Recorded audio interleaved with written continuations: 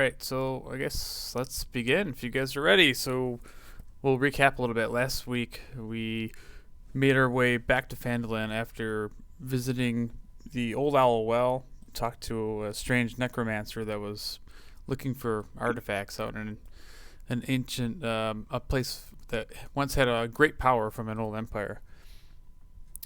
Gabby introduced us to Scratch, and Therese introduced us to her new companion, Sephiroth. And what else happened? Killed some Well, zombies. yeah. And we met the necromancer, Hernan Cost. Yep, made your way back to town, did a little shopping. Overall, that's where we left off. You guys were kind of headed back out on the road, searching for Cragmaw Castle, possibly going back to check out the Cragmaw hideout, where the Goblin hideout was. Along the road, on your way back out of Phandalin, you were confronted by four ruffians in red cloaks that basically blocked the road and said, "Yeah, how about you give us your money, give us your stuff, and we'll be cool." So that's where we're gonna pick it up. Where you guys are in the street with these four thugs, kind of staring you down as you guys kind of make your way out of the town.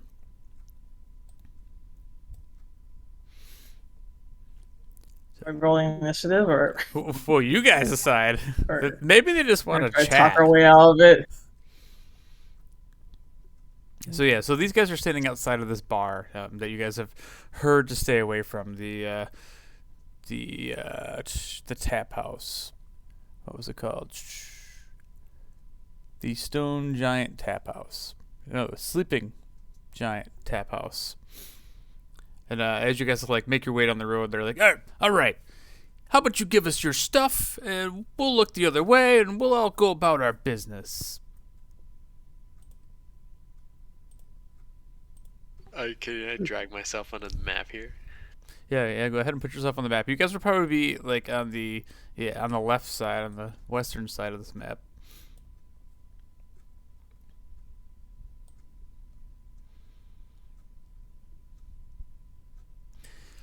And at the time of the day, it's probably late afternoon as you guys were headed back out of the town.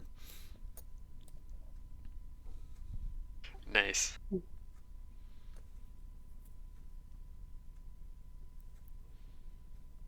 All right. All right. Gabby's gonna adjust his monocle and sniff. Be like, these ruffians. I don't know who they're dealing with.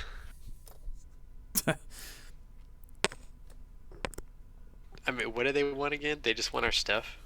They want us to stop. Yeah, so by the looks of it, these are the Redbrand Ruffians that you guys have heard about that are kind of plaguing the town, scaring the townsfolk, and rumor has it that they've actually kidnapped a few people.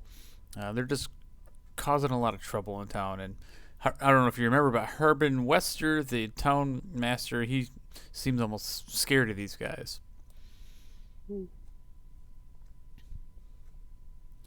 So right now hand over your stuff, and we'll let you go peacefully.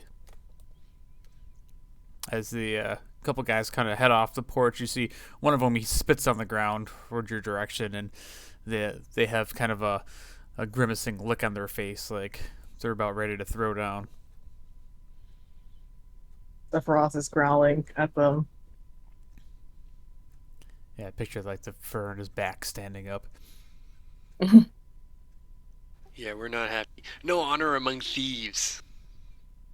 We gotta be free to ply our craft in this town.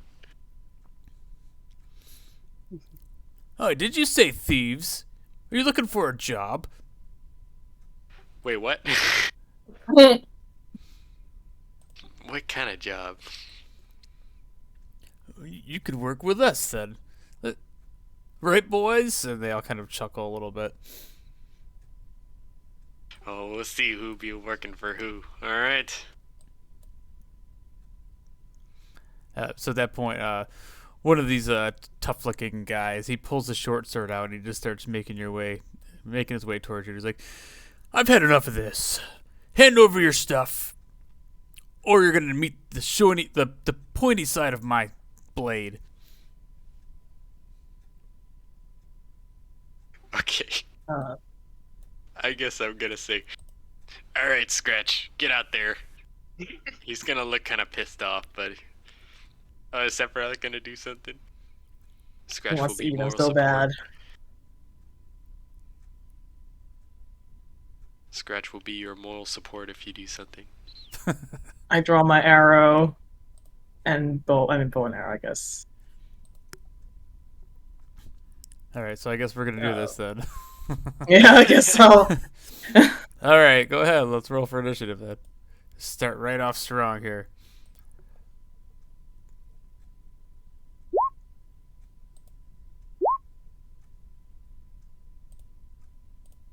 Asking me to whisper.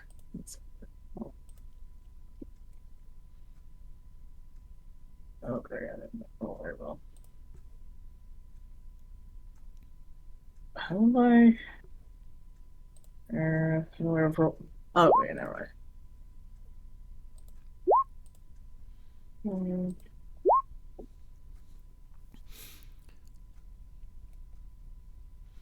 All right, cool. So yeah, as these guys start looking a little threatening, the leader kind of starts making his way towards you guys, and Marina, you kind of like see him pull the sword out and kind of start pulling it back like he's going to take a swing at Sephiroth.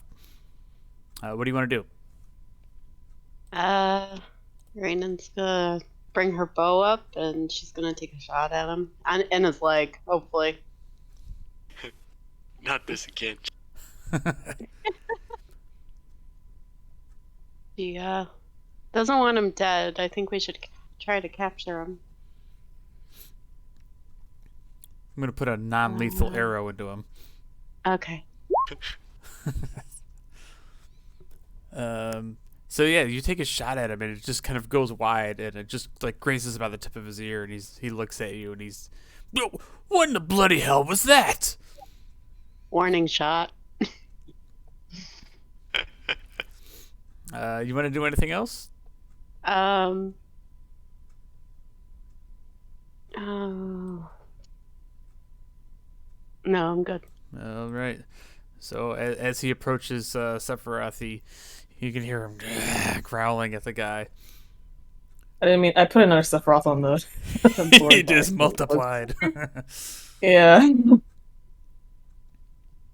Let's see, who's next? Okay, Sephiroth's next, right? Yeah, Sephiroth's next. Okay, Sephiroth's going to... I tell Sephiroth to go up to him and take a bite. Kill.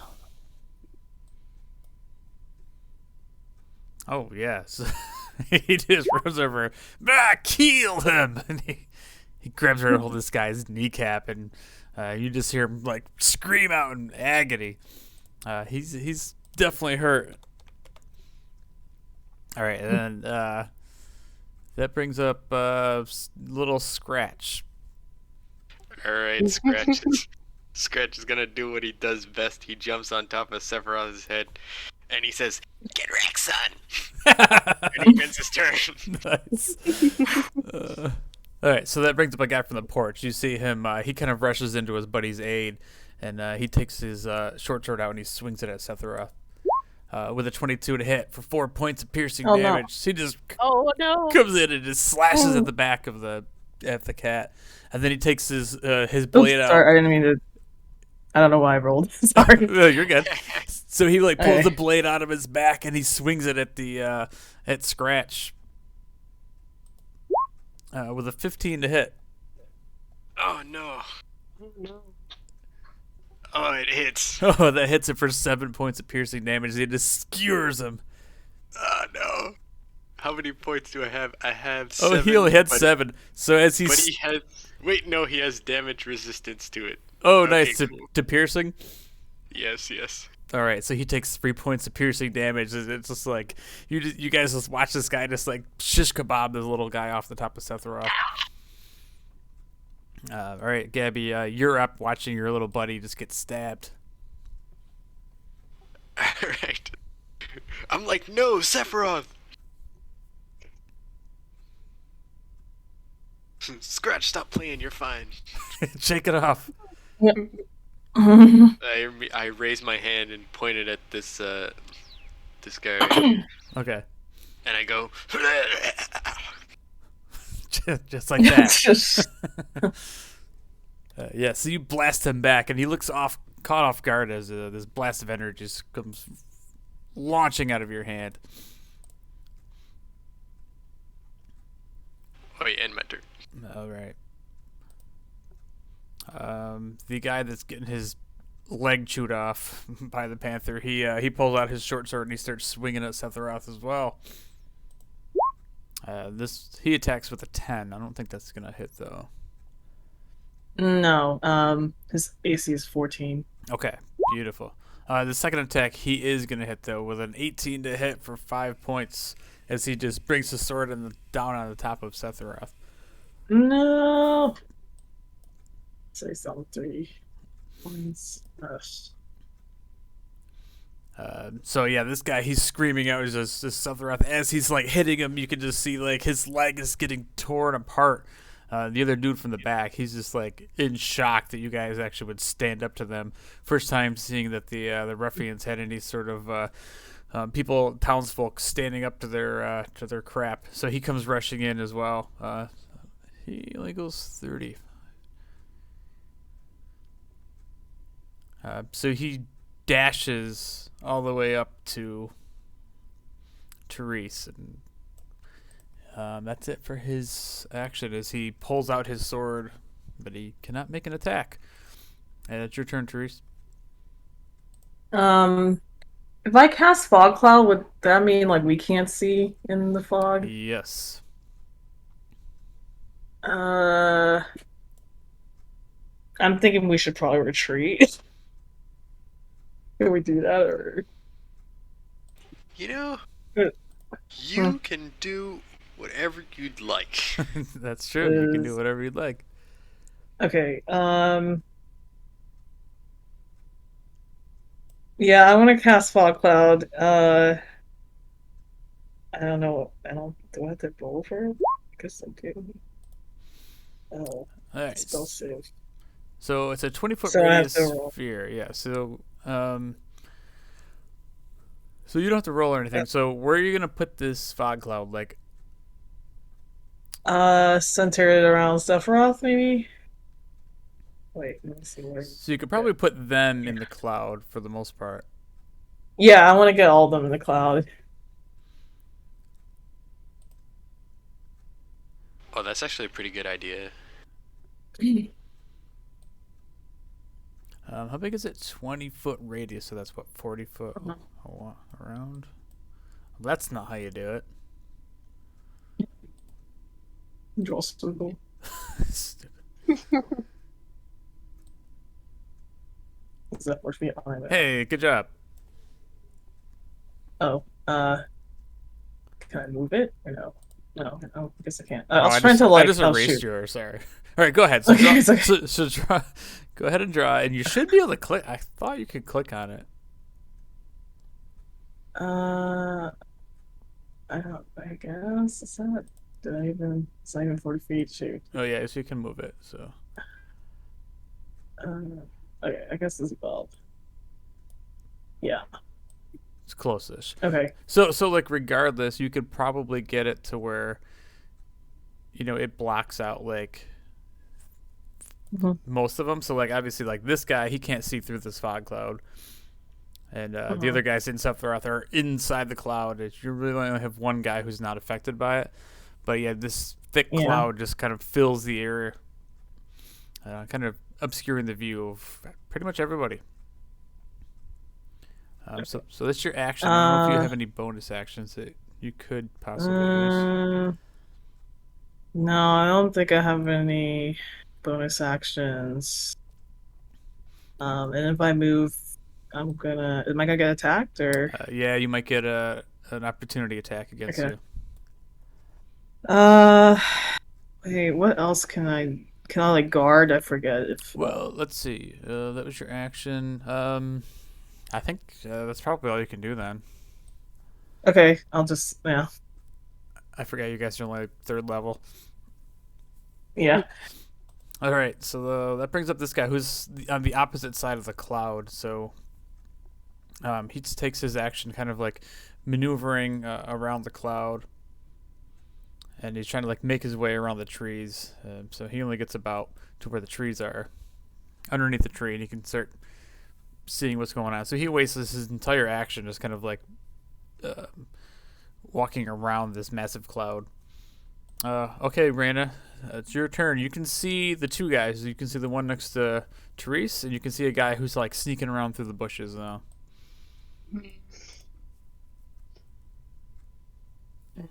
Well, I'm gonna try taking out the one near trees.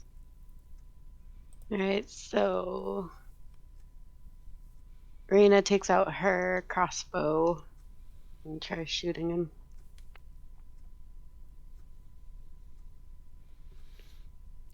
Oof, it's gonna miss.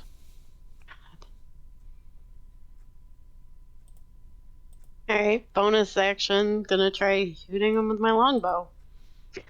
I don't think you have a second attack bonus action. Don't I? Yeah. Huh. She's a fighter. Weird. Okay.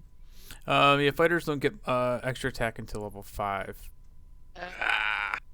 That sucks. Alright. I don't know what to do. Guess I'm gonna just stay where I am. Okay, so that brings up Sephiroth, who's got his teeth deep into this guy's kneecap. Damn it! I want to heal him so bad, but he can't back off because then he'll get attacked, right? Yeah, I mean he can disengage and then he can move, so he won't get attacked. Oh, okay. He just won't be able to make an attack himself. Right. And I can just summon him again if he. Yeah, if he goes down, he just kind of Okay. like disappears, and then next time you take a short rest, he resummons again. Okay. He's going to bite the dude's other knee. Yes. Oh no! Darn it! Oh, he tries to snap at him, but because the thick fog is everywhere, even Sephiroth has a hard time finding this guy. All right, little Scratch kind of bouncing around on the back of the Panther. What's he gonna do? Alright, Scratch is gonna try to jump on this guy. And just be like, right here, over here, get this guy.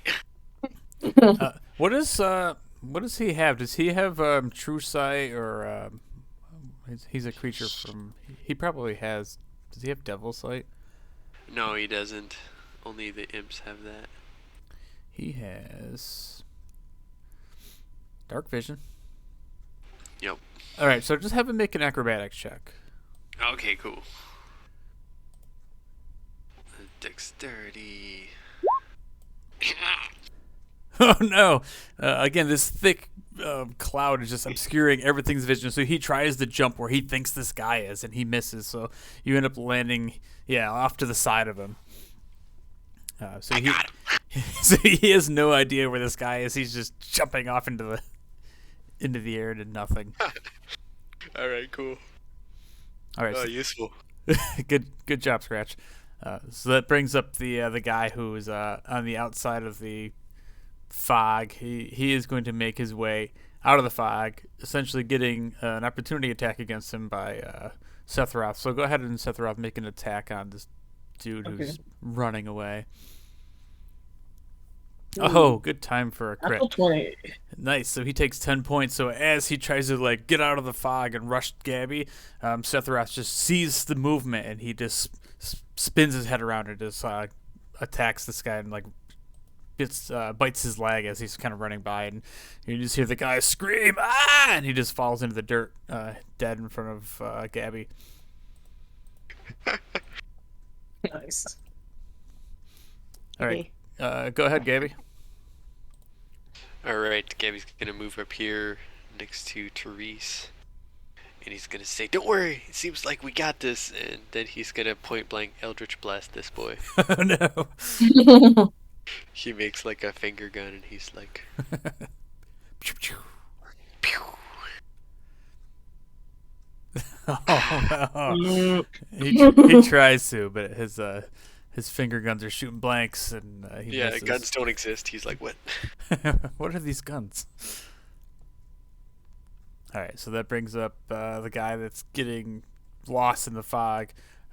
He is completely clueless of where he's at. So I'm gonna have him make a wisdom check to see, a perception check to see if he can find his way out of here.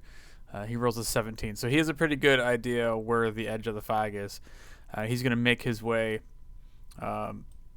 towards the edge of the fog, and he's gonna take a hit at Gabby as he's kind of exiting the fog. He sees you. He sees your Eldritch Blast kind of light up. He swings his short sword at you with a 22 to hit. Oh, So you take 8 points of piercing, and then as this thing catches you off guard, he swings again with his short sword. This time with a 14 to hit.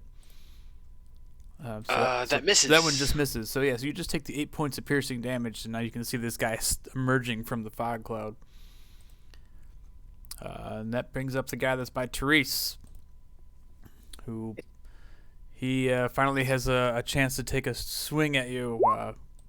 He takes 2 swings with his short sword. Both of them, you just you're no match for him. You just kind of sidestep, duck out of this over the second one, and he misses both attacks. And then that brings up your turn, Therese. oh yeah, I forgot. I'm gonna Hunter's Mark him. Oh yeah, he's going And down. gonna draw my short sword and try to impale him. Not great. So it's a 10. Yeah, so that's gonna miss. Right. I can't do anything now. Okay, Let's get so these. that brings up the guy that's in the woods. He's just like watching what's going on, and he's kind of cautious at this point. But he's gonna kind of make his way across these like row of trees, and he's gonna hide in behind this tree over here. So he's gonna make a stealth check. Stealth check 11. So all you guys that have higher perception than 11 see him, which is I think all of you, except for Gabby. Oh no, I don't think that's right. There's no way you have a 4 for your perception. Oh, I have 11. 11. Okay. All right. So you guys all see this guy kind of like run off from one tree to the other. You spot him. So he's in cover, but you guys all know where he is. All right. Go ahead, Raina. Okay. God, I don't dare do anything. Raina's gonna take another shot at the guy near Therese with her light crossbow. Hopefully it works. All right. That one definitely works. So yeah, you just hit this guy when he's not even paying attention as he's focused on Therese, and you hit him for 11. So yeah, you definitely see this bolt fly true, and it just like hit him right in the side. He is still alive, but he is looking really bad right now. That brings up Sephiroth in the fog cloud. So if he attacks the other one in the fog cloud, that would be a disadvantage, or? He's probably close enough, and he's been in combat with the guy next to him that it won't be disadvantage for him. Okay, he's going to swipe at him with his claws. Not great. Not great, man. Well, at least you're getting all the low rolls out now. So he tries to swing at him, and the guy just kind of like grabs a hold of his like scruff and kind of pushes him back. That brings up Scratch, who is lost in the fog. Nice. Can Scratch try to hear where this guy is? Yeah, go ahead and have him make a perception check. I got Wisdom. wisdom. Yeah. Yeah, so that's definitely good enough. He can kind of hear where this guy is fighting Sephiroth. Oh, he's a wise little one. He jumps on Sephiroth. Oh, wait, no, he doesn't know where Sephiroth is. He runs over and sort of just grabs his leg. And I'm gonna, that's hopefully the next person who attacks gets something. Yeah, so he grabs his leg, and the guy just is distracted. He's like, "What in the hell is that?" And he looks over at Scratch, just pulling at his pant leg. I got you. I got you. It's so creepy. All right, go ahead, Gabby. All right, sweet. So yeah, you actually look over and you see the guy. He turns his head away from you, and he's looking down at Scratch. All right, I try my finger guns. What I tentatively invent and say are finger guns, and I point it at this guy. Okay. And I go, "Eat this." Oh my god! So as you do that, you just see the Eldritch Blast just kind of misses by the side of him, and you see it kind of glow throughout the fog, and it just dissipates into the fog. Damn, I'm working on these. All right, I'm gonna end this. Oh wait a minute, hold on. Well, you have advantage on that because. Oh yeah. So it definitely hits the guy for 5 points. So you're just point blank, shoot him in the back.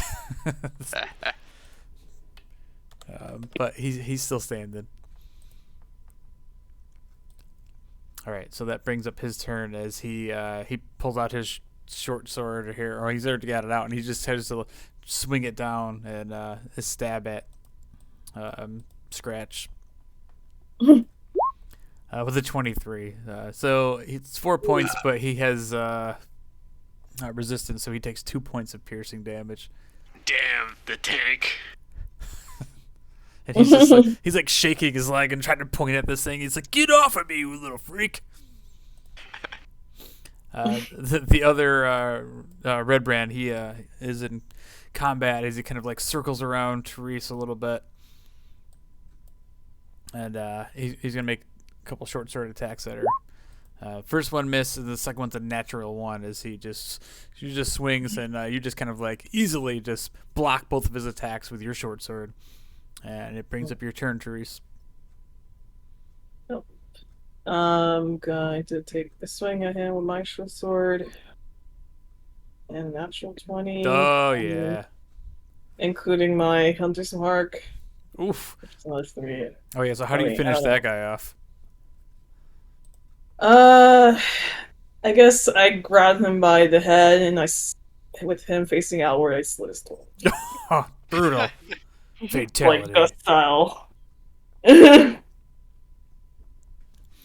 right, yeah, that guy just got wrecked. All right, so that brings up the guy in the woods. He sees that, and he's just like, "Oh, no way, man." And he just starts booking back through the trees. You see him running down the road. All right, go ahead, Raina. Oh boy. Alright, Raina's gonna move up. You here? And can, I guess, maybe a little bit over. She's gonna take a shot at him. It says he's running away. As he's running away. Hopefully hit him in the back. With my longbow. Yeah, that's gonna hit him. So with this sniper accuracy, you just put an arrow right in the back, right in his back. But he's still running. You can see him in pain as he's screaming and trying to pull this arrow out. All right, that brings back to Sephiroth in the cloud.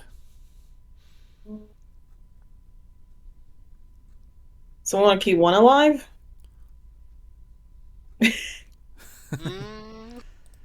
Or just kill them all? I don't know. One alive would be nice.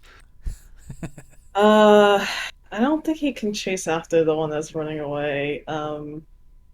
So I think he'll just take another swing at the one next to him. Oh yeah. Yeah. So yeah, Sephiroth just pounces on this guy and just rips him apart. And you guys can't even like tell what's going on, but you just hear this like savage beast attacking this guy in the cloud, and you just hear this guy like scream out, and then all of a sudden you just hear silence. All right, Scratch. All right. Scratch is gonna try to hear this guy's footsteps as he runs past the. Could I move Sephiroth or? Yeah, he can still move. Okay. So he could easily move out of the cloud, or like what Scratch has been doing, he can make a perception check to try to pinpoint something else. Yeah, I want to sick him after this guy who's running away. So, let's see, how's perception? 17. Yeah, so he has definitely a good idea of where this guy was running to.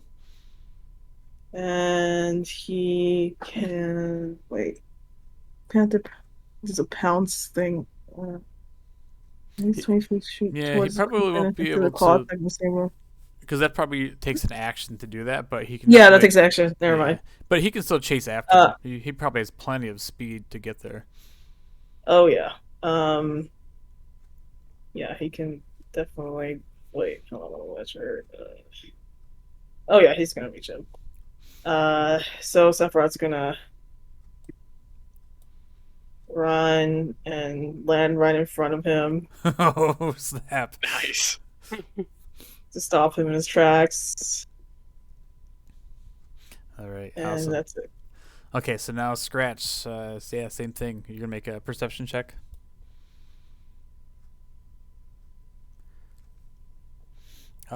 13. Oof. Let me see here. That's gonna be on the border. Let's roll. Oops, that's not what I rolled. Let me roll a d20 here for this guy's stealth. All right, so the guy is so loud. You can still Scratch still hears him like as he gets the arrow put into his back. Then the panther jumps in front of him. So this guy is definitely loud. So Scratch, you definitely have an idea of where he is as well. Sweet. He's gonna run over, and he's gonna come out and see this guy's leg, and he's like, "Oh, okay, yeah," and he grabs onto his leg now. Oh, this guy's screwed. Okay, Gabby. All right. So Gabby's gonna skirt this fog cloud. 1, 2, 3, 4, 5. Oh no. Alrighty. And I love his point blank eldritch blasts. He's like, "Huh." Oh yeah, so you blast him, and he's running as you kind of jump to him, and you're just point blank in the back. He gets hit with this big blast of energy, but he's still conscious as he's like stumbling, trying to make his way past Sephiroth. Who does that bring up? Let's see. That brings up Therese. This guy's looking really hurt. So just as a warning. What, do we want to question him or? Mm-hmm. Okay, if we want, then I guess I'll walk within range of him and point my longbow and tell him, "Halt! If you want to live."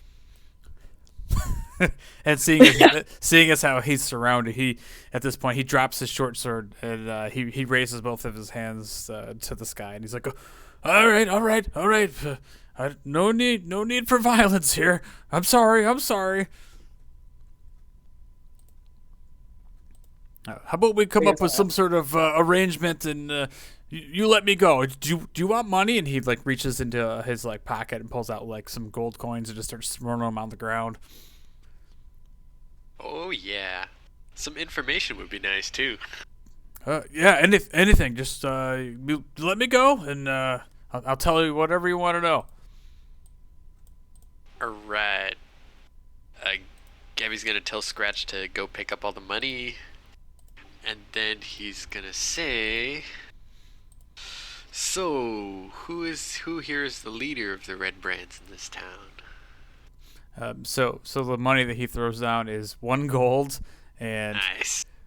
and 3 silver.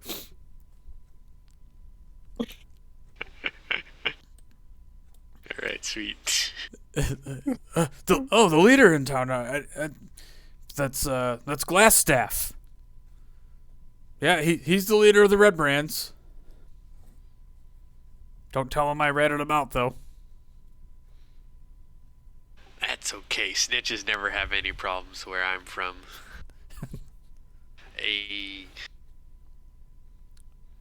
Well, I can't tell you though. The Black Spider hired the Redbrands to frighten off adventurers and intimidate the locals. So that was Glassstaff. He employed all of us and told us this is our job. The Black Black Spider. Spider? The Black Spider controls the castle too, I believe. Ew. Where are you all hiding out? Well, I don't know if I can tell you everything. He looks over at Sephiroth and he's like, all right. I was growling at him. All right, fine. Up there, and he kind of points up the hill. There's the old ruins of this old mansion up on the hill. He goes, below old Tresendar Manor. That's where our hideout is. And how many of you are there? Oh, probably at least I don't know, probably less than a dozen of us.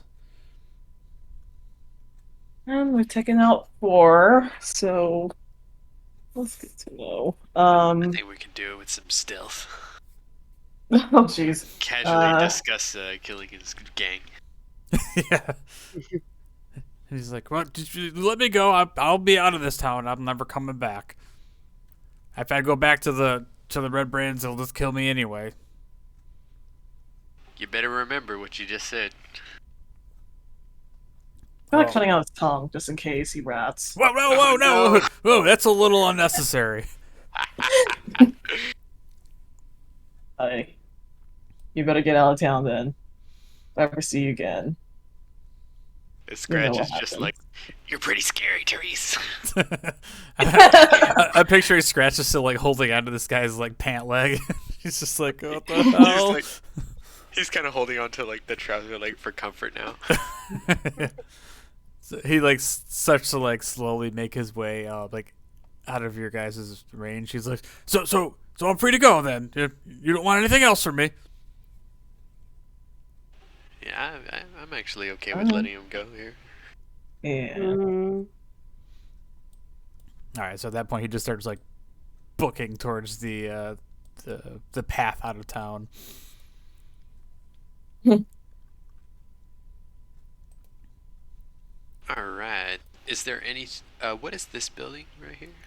So that's the bar that they frequent, the Sleeping Giant Tap House. Ooh, I'd like to check the tap house real quick. Maybe we can take a short rest in there? It's What do you guys possible, think? Or there might be more of them in there. Shoot. Check. That's okay. Scratch, check it out. Nah. Oh, man. Come on. Scratch is kind of bleeding out himself. He, jumps up at the window and tries to look over it. It's Yeah. fine. Yeah, so Scratch looks at it as you kind of look through his eyes, Gabby, and you kind of zone out for a second here, and you can see inside there's probably about 4 or 5 more of these Redbrands in there. Well, actually, What? Tank Lock is still up, so we could take these guys. Okay, technically my cloud is still around. Yeah, technically your cloud is still around it. Oh shit! Okay. What the heck? Oh wait, where was it? It's Raina, save us! I forget where. What? It's not too big. Crap. I'm assuming it's probably like gently moving around a little bit. I mean, Okay. it is outside. There's a little bit of a breeze. All All right, so I'd like to huddle with my party. right. gonna Can I say heal you guys- Sephiroth? Oh, you know what? With the whole, did you take? You didn't even take any damage, did you, Therese? No. Because I always forget. So that's a concentration. That would have caused a concentration check. So like, if you have a spell like that, you can every time you get hit, you have to make a Constitution save for future reference. Oh. Because otherwise, So if for the you, fog cloud?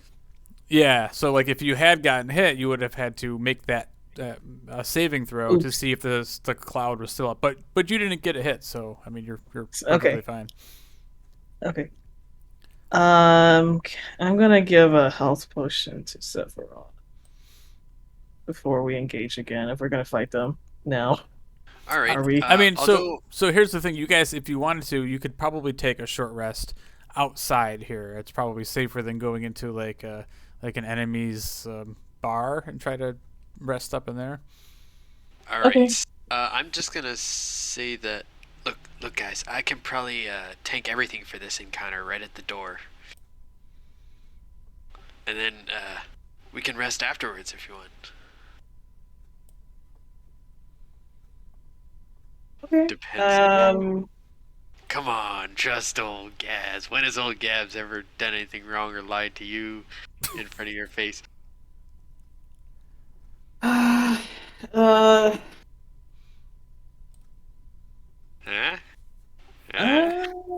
okay. So how long is the short rest? Do we get all our spell slots back, or we just get the HP? Or Yeah, what? it just gets the HP because you have to roll. You can roll your hit dice. You have up to 3 hit dice you can roll. Oh, okay. That's. I mean, I didn't lose any HP, but I think Sephiroth did. So It's okay. I'll tank for the next one. okay, I think Sephiroth's healed then. If he. What's that? Yeah, he definitely. Oh, I healed Sephiroth's healed. Yeah. If we do cool, short cool. rest, he's. So what happened? So it sounds like you guys are just gonna like in this little like wooded park area here, just kind of like chill for like a good 45 minutes, and relax, get your health back, and bandage your wounds, and not do much of anything like too strenuous. As you kind of just hide out, lay low over here in the trees. So if you want Okay, to, you okay. could roll hit dice. Wow, perfect. Well, can I roll hit dice for scratch? How does that work? Yeah, I'd assume. I don't know. Let's see. Oh, hit points 3d4. Wow, d4 hit dice. Yeah, he's a little guy. D4 Yeah. plus con, which is nothing. All right, I'm gonna roll a d4. So yeah. Nice. It's a 1 point. 2. Nice. Come on, go for the trifecta. Wow. Alright, last. So he gets 4 points of health.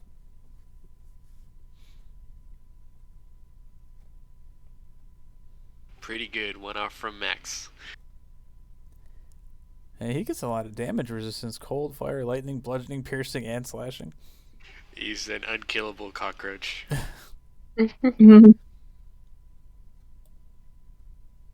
Okay, so if we're gonna go for these guys, I think I should cast a fog cloud again, and then that would me no. Well, now I'm thinking maybe we don't have to go for them. Maybe we skip straight to the boss. Oh, okay, sure, why not? Yeah. Yeah. I mean, it sounds like he might not have a lot of people around him. Then, if like they're 5 in the bar and we killed 3 and 1 ran away, so Right? okay. I mean, the only reason I wanted to go in there is for the cash register anyway, so. Oh my god. So Cora probably would have heard the name Glassstaff and been like, "Oh my god, we should go to the hideout and try to find this guy because I want to murder him." Hey, that's what we do. Wait, what? It's what Cora would have done. It's what Cora would have done. Yeah, she's trying to get revenge against Glassstaff. Well, I think that these guys are dishonorable thieves. They don't even let other artists operate in their town. That's a good way to get yourself offed. Camp, did we check the bodies yet? Oh no. Oh yeah, let's loot that. You're gonna loot some red brands. Okay. Yep. All right. So how many is there? 3. 3. 3 bodies. So all 3 of the red brands, they all wear belt pouches, and they kind of hold treasure, like little treasure pouches. The first one, he has 16 silver and 7 gold. The second guy has 12 silver and 5 gold. And the third guy has 15 gold and 2 garnets, little gems. I wish that I had written that down. I'm sorry, can I get that again? I wrote them all down. I pocketed them in my pocket if you guys know. And 2 garnets. Yep. Okay. So Therese just goes over and starts rummaging through their coin purses and cleaning them out. Nice. Would I know how much the garnets are worth? Actually, you probably would. So they're worth 10 gold each. Alrighty. They also, all 3 of them have short swords, if that's something of interest to you guys. Are they better than our short swords? They're probably the same. Same short swords. They also have the red cloaks on them. Other than that, they're just some regular dudes, but they're dead. Mm-hmm. Do we take the red cloaks for cover? Yeah, maybe we should take them to, like, disguise. Yeah. Oh yeah. Disguise the blood when other people attack you. I get it. It's them No, attacking to us. sneak into their... That's for sure. Well, to disguise ourselves when we meet the boss or whatever. Alright. I'm gonna take a short sword, and I'm gonna take one of the guy's clothes. And I actually am gonna put their uniform on me. Okay, should we all do that? Yep, we'll take some clothing. There are 3 of them, it's perfect. That's perfect. It's almost like it's meant to be. Yeah. We even let the last guy in his coin pouch go. Who knows? Maybe he had the most gold. And you'll never know now.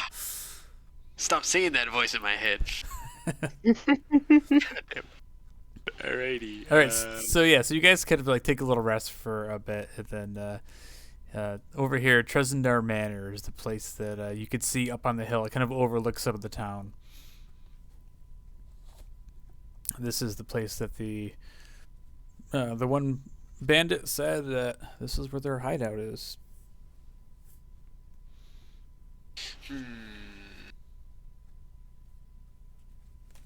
Alright. Gabby is filled with what he thinks is righteous anger about the dishonorable practices of these gangsters. So he's raring to go to Tresendar Manor. How's the rest of the party feel? Reina's ready. Yep. Heck yeah. All right. And at this point, like the sun's starting to go down. This definitely feels like a good time to do like a covert mission as you guys head up the hill. So you find this like ruined mansion, and it's kind of all in rubble. Like there's like partial walls and a partial roof here and there, and like old furniture that's just kind of like busted all over the ground. But as you kind of like look around, you notice, especially Therese, you notice all these footprints. They all kind of funnel into this certain area. You can see all these footprints in the mud that lead to a like a stairwell, like an old stairwell. Like this must have been part of the old cellar, basically underneath the old kitchen. Should we infiltrate through the cellar?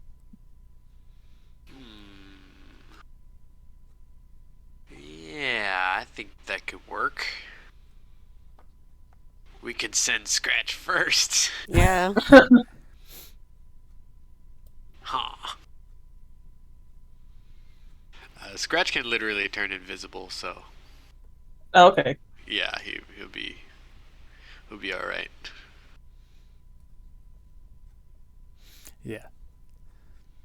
All right, so you guys see this stairwell, and actually at the bottom of the stairwell, there's a solid wooden door down there. I don't know if Scratch can open doors or not, but I think he has hands. yeah, he has hands. Oh. Okay. Yeah, he's got like he looks pretty humanoid except for everything. All right. I'll give Scratch that he could open a door. Even though he's this Nice. tiny little guy, so he makes his way down the stairs into the darkness. You guys kind of all watch, and he jumps up and he opens the door. The door opens easily enough. There's no lock on it or anything. It's definitely been opened quite a few times. As it opens up, you guys see a little bit of torchlight coming up from this old cellar, and as you look down the stairwell, you see about 15 feet, like a 15-foot platform, I guess I should say, at the bottom of the stairs, and it's kind of like it's raised above a second level. And I'll put you on the map so you can get a better idea of what we're looking at.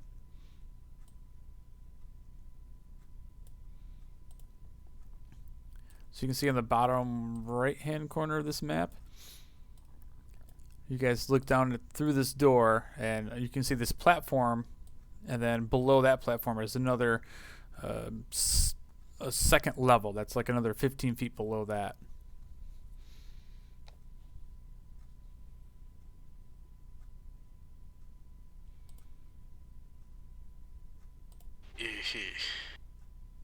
One second, I'm reloading my page here.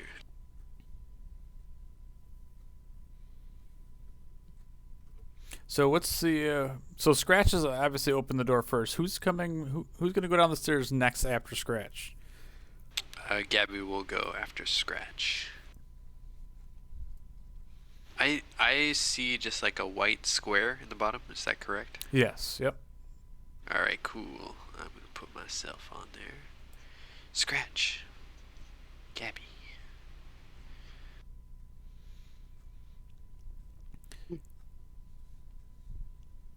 So you guys see the door. This is the platform that kind of you guys can kind of put yourself on this little platform. Yeah, there you go.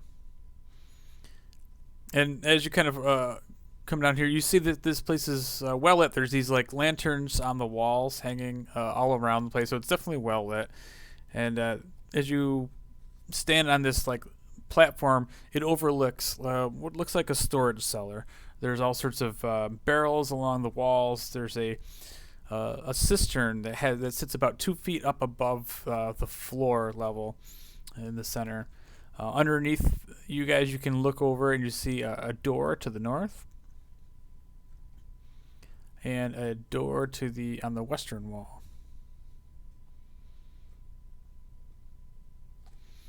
What do you guys want to do? Alright, door to the north, door to the west. Yeah, barrels and then a cistern. It's like a little fountain of water that collects down here.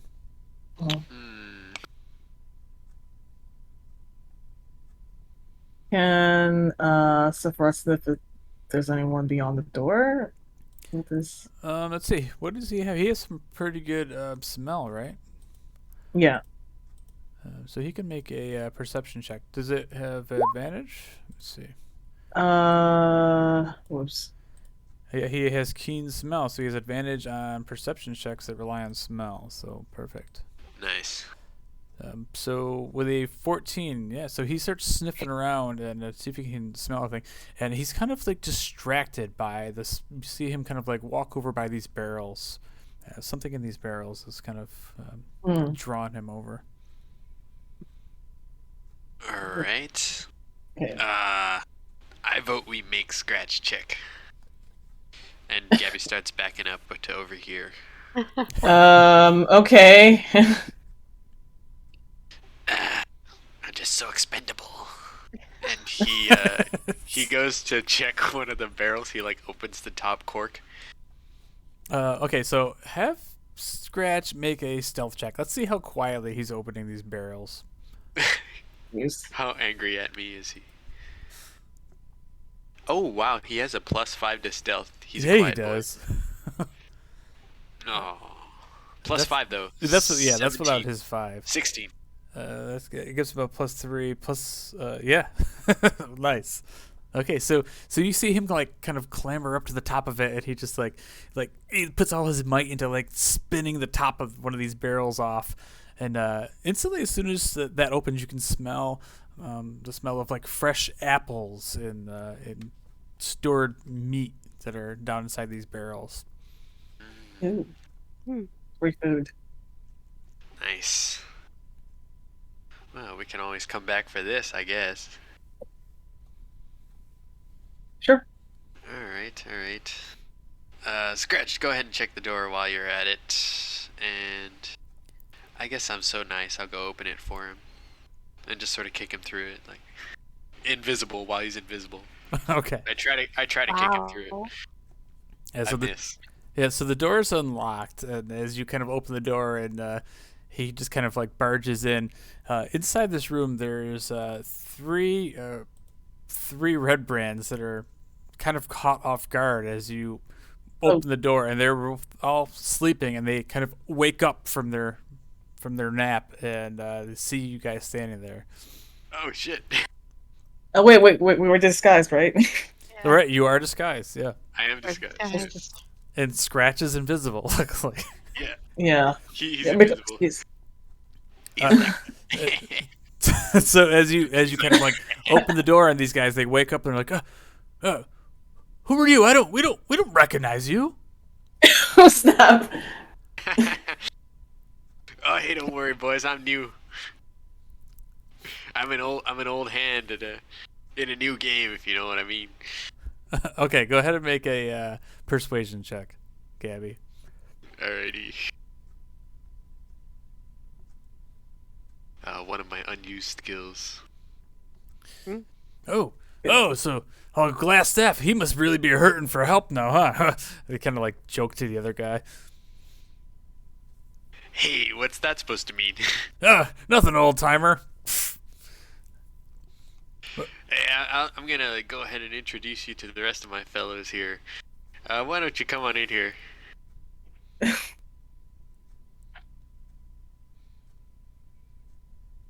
I have Sephiroth stand back because I don't know. He doesn't have a red cloak on. Nope. It's the ladies! I didn't know the Glass Staff hired some ladies. I just heard he had all these bugbears working for him. But Bugbears, huh? Well, hello there, ladies. He's not listening to me anymore, is he? No, they're totally not. All three of them are like standing up and like putting themselves together. All right, I'm a little bit pissed, so I'm just gonna go ahead and Eldritch Blast this guy. Yes. All right, so go ahead with advantage, and then we'll roll for initiative. This And I guy's say, mind your manners when you're talking to your elders. And he's like, what? And I'm like, Eldritch Blast. Eldritch Blast. Pew pew. Yeah, so with advantage, with a 22 to hit, so this guy just caught off guard. He goes, poof, blasts him back into his sleeping bag. All right, let's roll for initiative. Sweet. All right, so yeah, these guys completely caught off guard. Let's see who goes first. The guy that got blasted back, now he's completely wide awake, and he's like, "You son of a bitch!" And he pulls out his short sword and makes an attack on Gabby. He swings the first one with a 12, and it just completely misses. And he swings again with a 15. This time it's going to hit you for 3 points of piercing damage. Ho ho, weak boy. That brings up Sephiroth out in the hallway. Okay. Where's my ruler? Disappeared. Darn it. I think he could probably make it though. Yeah. Okay, so he's going to run. Oh my god, this room is too like tight. Yeah, he might not be able to end his movement in there. Let's see. So what's his movement speed? 40. 40. 50. So 50. Oh yeah, I have to like draw the. Yeah, she's got to go 5, 10, 15, 20, 25, 30, 30. So, like, crossing through Reyna and Therese and Gabby's spaces as double movement. So Oh, so then where would he end up? yeah, so he wouldn't actually be able to get into the room. It's just too small of a room. Yes. Okay, I guess he'll just be. Meow. Anxious at the Yeah, Yeah. Let me in. yeah. He's just growling at the door, or roaring or something. Okay, cool. All right, so that brings up Invisible Scratch.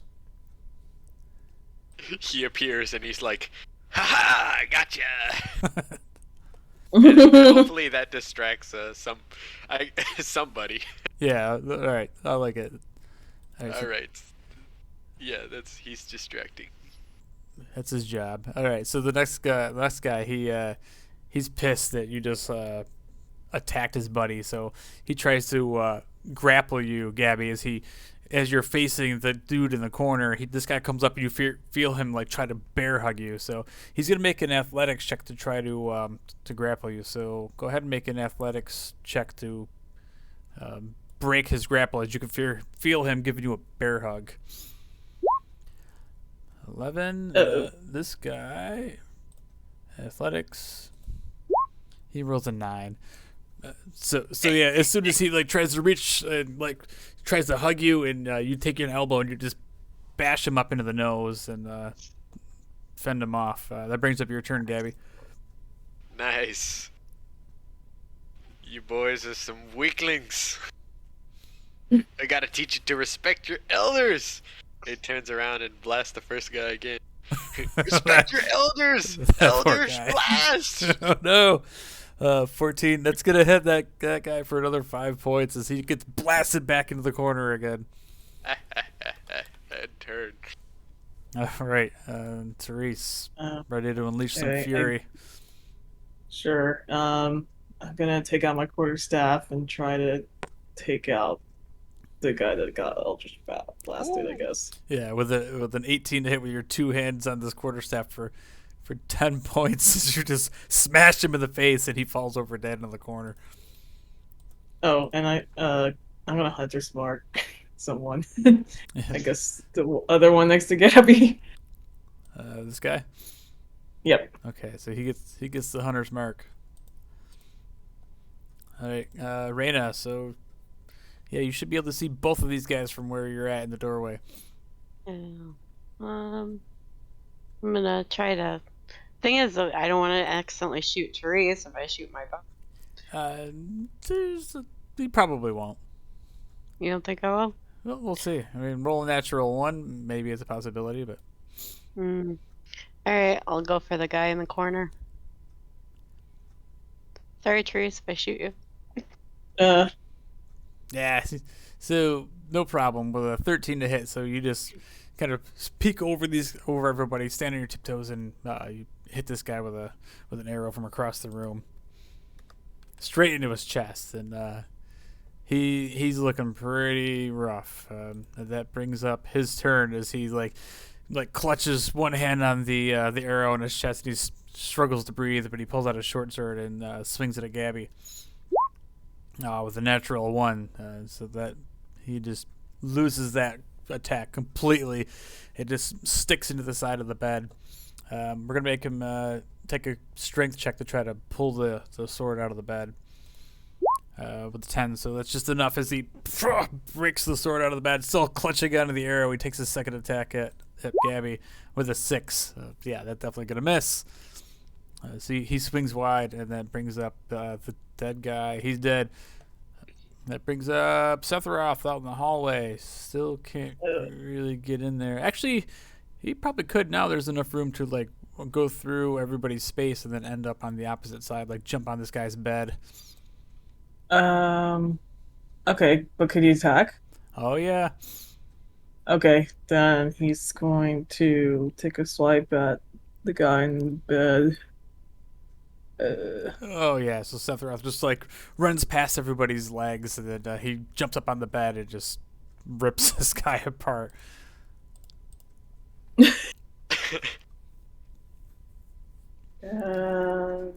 this other guy that's hunter's marked, he looks pretty scared now. It's Scratch's turn. Alright, Scratch is gonna run through Gabby's legs. And he's gonna say boo. And then he's gonna patiently stand in front of him looking very proud. Just like right in front of him. Okay. That brings up that dude as he's like, "What the hell was that?" And he just swings wildly at Scratch with his sword with an 18 to hit. So Ow. for 5 points, so he takes 2. Nice. And then with his second attack, he tries to hit Scratch again. This time with a 22 for another 6, so that's a total of 3. Ah, I shouldn't have done that. All right, that brings you up again, Gabby's. This guy, he's like trembling now as he's trying to figure out. You see him like looking back and forth how he's going to get out of this room. We should ask him where his boss is. Oh, it's good that you said that, because I was about to blast him for making me expend another spell slot to bring up Scratch.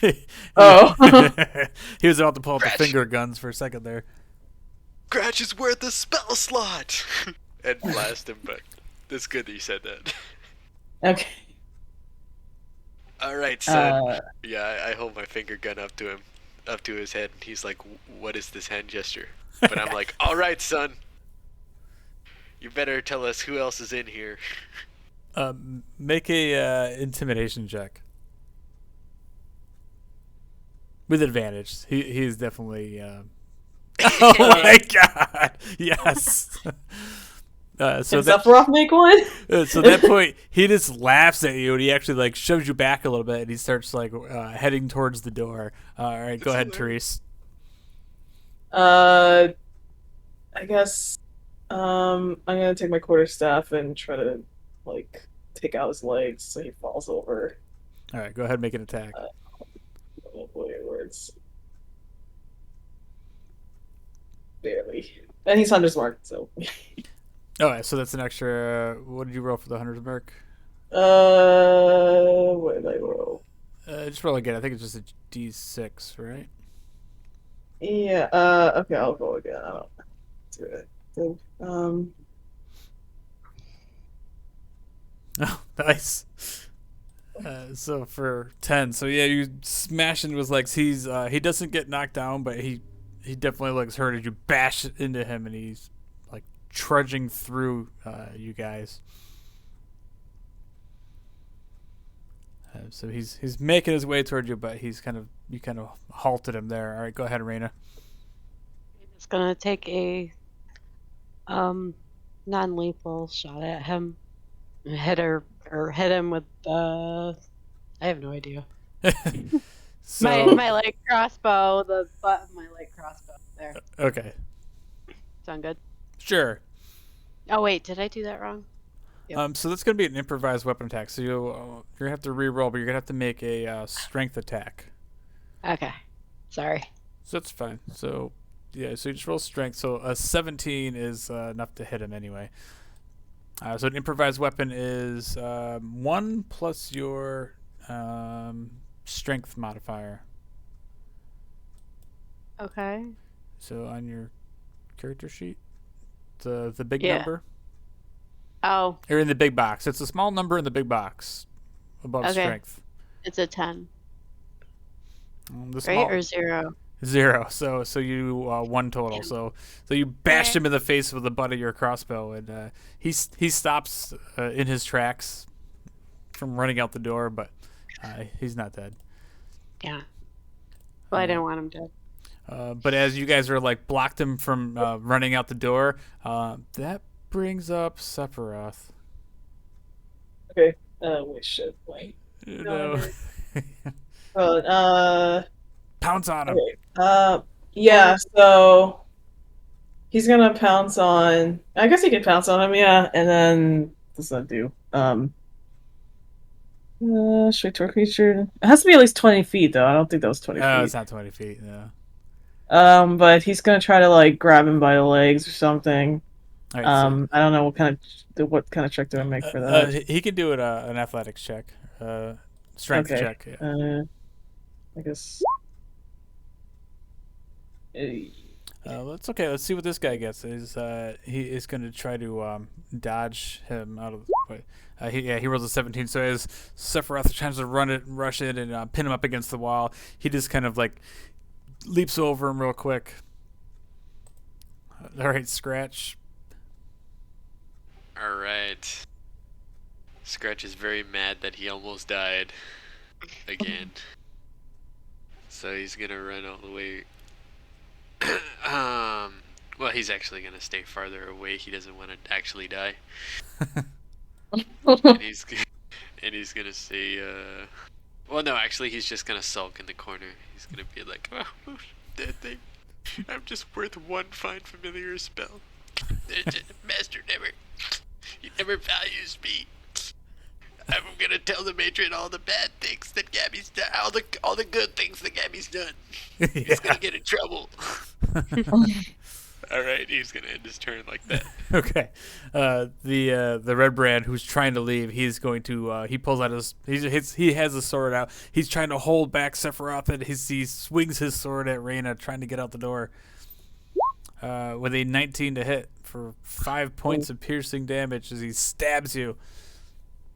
Then he swings again. This time with a 14. That one's gonna miss. Yeah, he's ultimately trapped in this room. So he's. It's your turn, Gabby. All right, Gabby's gonna say, "Let's try this again, shall we?" But then this time he's actually just gonna try to kill the bastard. Oh, don't even pull any punches. But yeah, you ended up missing with an 11 to hit. So this guy, he's like ducking in the corner and trying to get out of there, pushing out. This is like a chaotic scene as the Eldritch Blast just smashes up against the wall just above his head. Therese, what are you gonna do to stop this guy? Still gonna try to use the quarterstaff to like knock him out or something. Like, oh god, that's terrible. How is this guy so tough? Wow, we suck, yeah. This guy is like, he's like really wily. He's like jumping around. He's kind of like stiff arming Sephiroth. Okay, Reyna, it's up to you to stop him before he just TPKs all of you. Oh my god, I don't know what to do. I guess she's gonna hit him again with her light crossbow and hope for the best. Okay, make a strength check. At 8 plus your 0 strength and your proficiency bonus is 2. 10's not enough to do it. All right. Do you have a melee weapon? I can lend you a dagger if you'd like. I have a dagger. I should have used it. Oh, no worries. That's okay, because this is where Sephiroth is going to finally take this guy out. Okay. He's gonna try to bite him to keep him still. Oh well, but I might have killed him. I don't know. No. No. I'm sure Therese could have been like, like don't bite so hard. Play nice, and then just like he grabs a hold of this guy's leg, and he's like, ah! And Sephiroth, I imagine he just kind of like wrestles him to the floor. The guy now is incapacitated. Okay.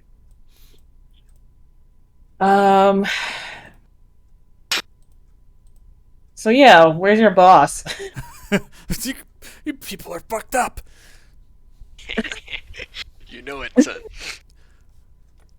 I'm not telling you nothing. Get this thing off of me. And he's like trying to push away at Sephiroth. Alright, Scratch is gonna stand on this barrel and be like, you don't know the things we're gonna do to you. We're gonna eat ya. Oh my god. All right, go ahead and make an intimidation check at advantage. So yeah, charisma 16. Oh yeah, that's good enough. As this guy is pinned down and Scratch kind of leans over at this guy's head and threatens that you're going to eat him, and he's just like, oh, okay, all right. What my boss? What do you want to know? Where is he in the manor? Where is he? He's in the back. On the other side of the crevasse. Crevasse. What's a crevasse? It's a big Isn't hole that- in the ground. Damn Oh, it. you mean a I'll- crevice? Us fancy folks say crevasse. Okay. Obliterated by a thief. Damn. Gabby is ashamed.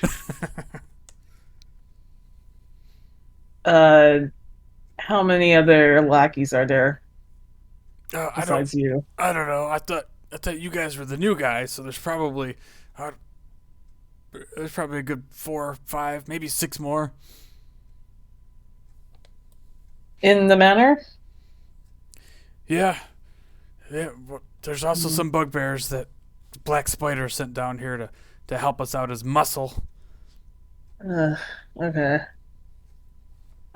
I don't know. Do I have anything else to ask him? What's that?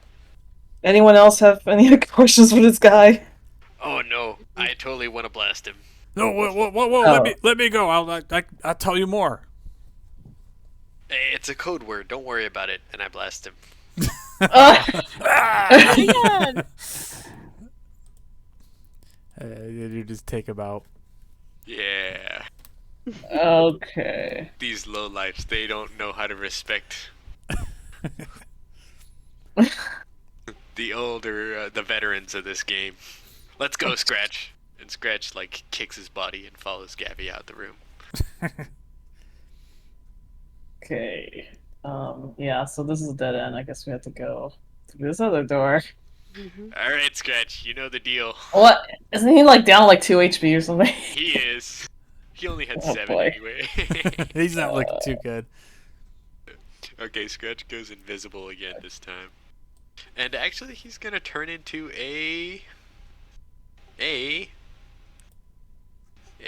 excuse me. Where is it? He's gonna turn into a bat and then go invisible. Awesome. Yes, now he can fly. Yeah, he's 40 foot flying speed. Cool. Can I stealthily open the door this time? Yeah, go ahead and make a stealth check. Alright, stealthy. Dex check for Scratch. Okay. Oh, he can try? I'll open it Oh, for him. you're gonna open. Oh, yeah. So go ahead and Yeah.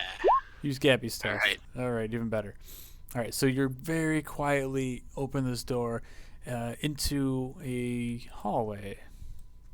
So as you look in this hallway, this appears to be a kind of an elaborate looking hall. There's all these kind of fake looking pillars that are more of a decorative thing carved into the side of the stonework.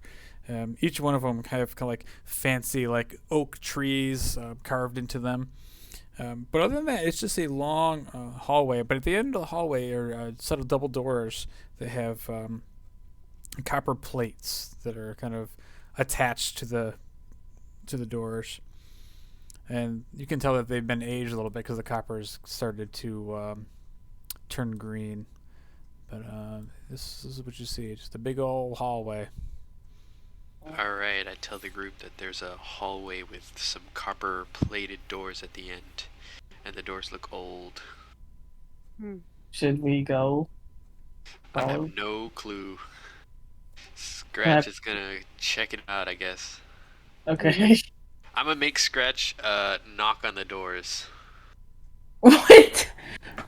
Is there anything else in that room? Can Scratch see anything else? No, so they're just solid doors. As he flies around down this hallway, he just bumps into the doors. Yeah, I make him bump into the door. Donk. And then you guys all kind of like wait a minute to see if anything happens, and then nothing happens. Scratch, do it 3 more times. Donk, donk, donk. With his face. He's like, Gabby. I thought we were friends. You wanted to rat me out to mom. Yeah, but you keep knocking on the door with his face, and then nothing happens. What the heck? Nobody's home. Alright. Alright, guess we can go in. Alright, I guess time to bring out the big guns. Ready? I'm going to stealthily open the door. Is it possible? Yeah. So make a stealth check first.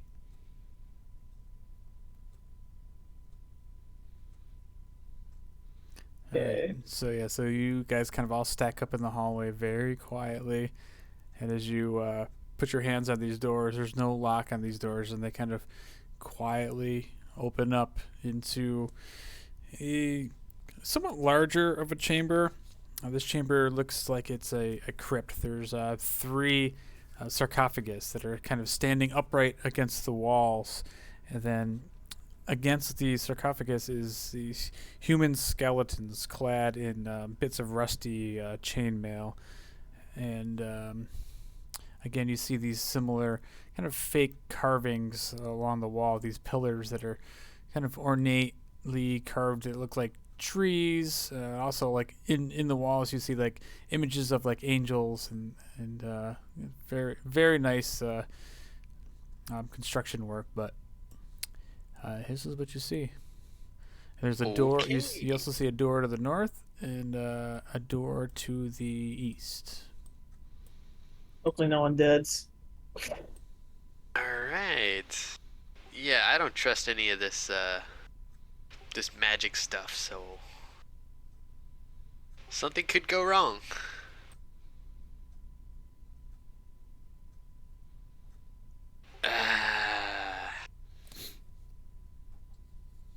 Alright. Do we... Um, the skeletons are just standing around. Yeah, so there's still so these, and it's kind of weird looking, but these sarcophagus are actually standing upright. They're like leaning up against the wall, and then against them are skeletons are standing like propped up against them. Huh. Is there anything to steal? Hey. You Gabby's could, teaching you some good things. you could make some some perception checks to see if there's anything worth stealing, but Okay. Maybe it's Scratch. Maybe Scratch is the good influence on you. Okay. 17. Oh, snap. those are the skeletons that are leaning up against the things. Looks... So with the 17, like looking at these skeletons, they look like the armor that they're wearing at one point might have been really nice, but it's just so old and deteriorated that it looks really unusable and doesn't look worth anything. The sarcophagus alone that they're next to are also like ornately carved in the same fashion as the walls and things of this place, but other than that, everything looks like it's kind of all fallen apart. But Gabby, as you start walking closer down the middle of this room, you see the skeletons that kind of like they turn their heads to look at you, but they don't do anything further than that. Alright. Gabby nervously adjusts his monocle and bows to the nearest skeleton. Did it hurt us? Hello. We're just gonna walk through here, if you don't mind. Where do What we want could to go? wrong? So, do you guys want to go to the north or go to the east? North? Alright, north it is. So, interestingly enough, as you guys are wearing these red cloaks, as you walk past these skeletons, they all just kind of look at you, and then they turn their heads and they go back to like this kind of sleep mode that they were in. That feels good.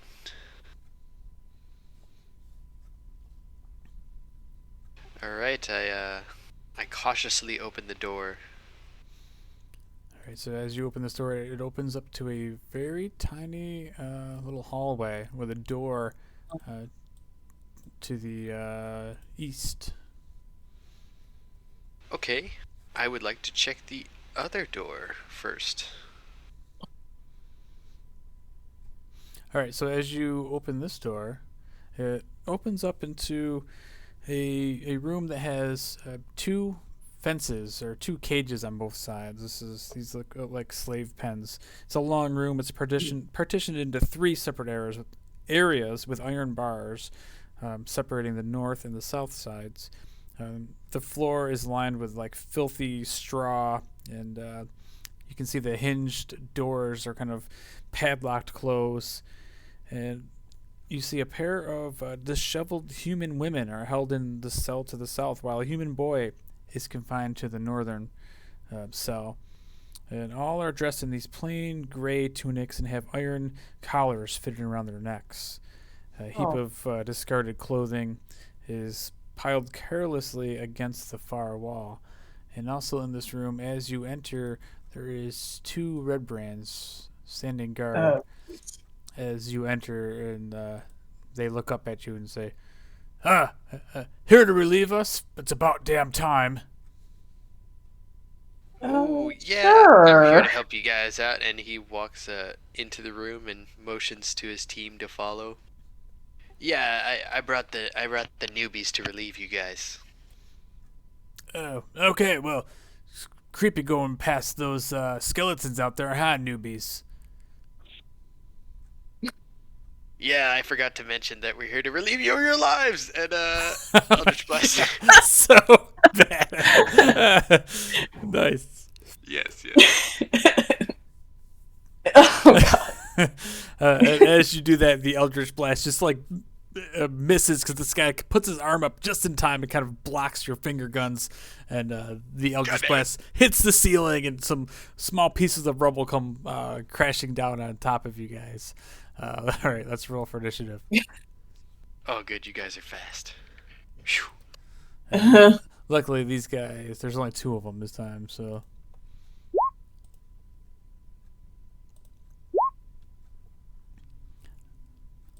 All right, so as that happens, and Gabby shoots up towards the ceiling, rocks come down. Rada, you're first to do something. Well, nobody's really paying attention to you. What do you want to do? I guess she's gonna take her dagger out and try to slash at this guy next to her. Okay. Yeah, just a second. Damn. 20, unnatural 20 for 5 points as this guy's not paying attention. As he looks up as Gabby blasts the ceiling, and you just jab this dagger into his back. Not enough to kill him, but enough to really piss him off. All right, go ahead, Therese. Alright, I'm going to take my quarterstaff and try to beat this other guy. Bludgeon him. Which guy? The guy to the north, or Yeah, the guy next to Sephiroth. Okay. Oh yeah. So you bring the staff in, and he's not even paying attention. You have like a baseball bat swing, and you just blast him for 6 points of damage. Uh-huh. All right. That's it. Yeah, unless you want to have a bonus action, you could do your hunter's mark. Oh wait, yeah. Oh yeah, I should do that. I'm gonna do that. On him, yeah. Yeah, I'll let you do that ahead of time too. I mean, Oh, okay, sure. why not? Forgetting about that. Because I'm playing a cleric in the other game, so I forget. All right. So you hit him for another 2.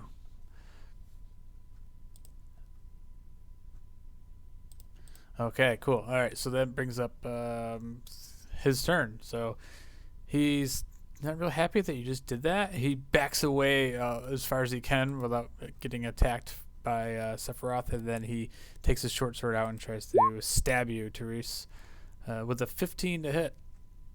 Damn it, yeah. So you take 7 points of piercing, and as he stabs you, he takes it and pulls the blade out, and then he swings it over at Gabby. Yeah, he swings it to a 23 to hit. Oof. For 4 points of piercing, Gabby, as he stabs it at you. That brings up Scratch out in the hallway. Alright, Scratch sees this chaos, and he knows that the only thing he can do is add more chaos, so he runs screaming into the room like a tiny fiend, which is what he is. Fear fire foes! Oh my God. And he runs a circle around this guy. Hopefully he's distracted. Perfectly distracting him. Okay, go ahead, Gabby. You're gonna get advantage on the guy that's been fairy fire or hunter's marked. Scratch, I could kiss you. You ugly little shit. For 4 points of force damage as you finally make contact with the finger gun. And, that brings up Sephiroth. It's gonna finish this guy off. Yeah, yep, he's gonna take a bite. Yeah. Oops. Ugh. Oof. Almost. He snaps at him, but the guy is just But he's distracted, isn't he?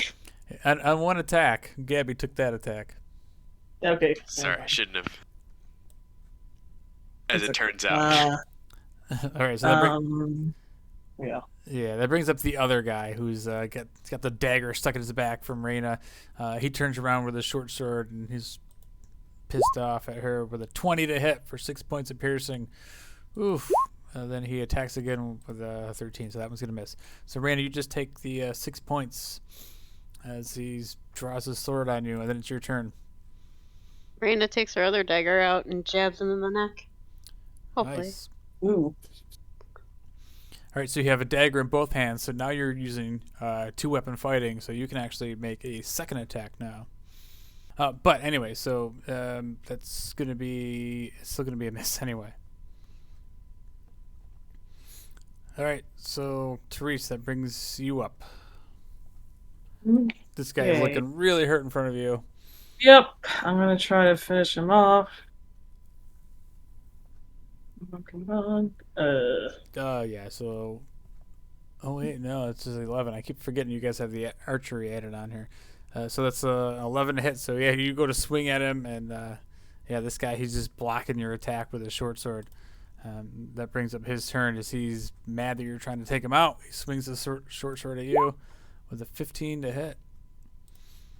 Damn it. Oof, for 6 piercing, and then he makes a second attack with a 23 to hit for another 3. So you take a total of 9 points of piercing damage as this guy's Oh, jeez. fending you off.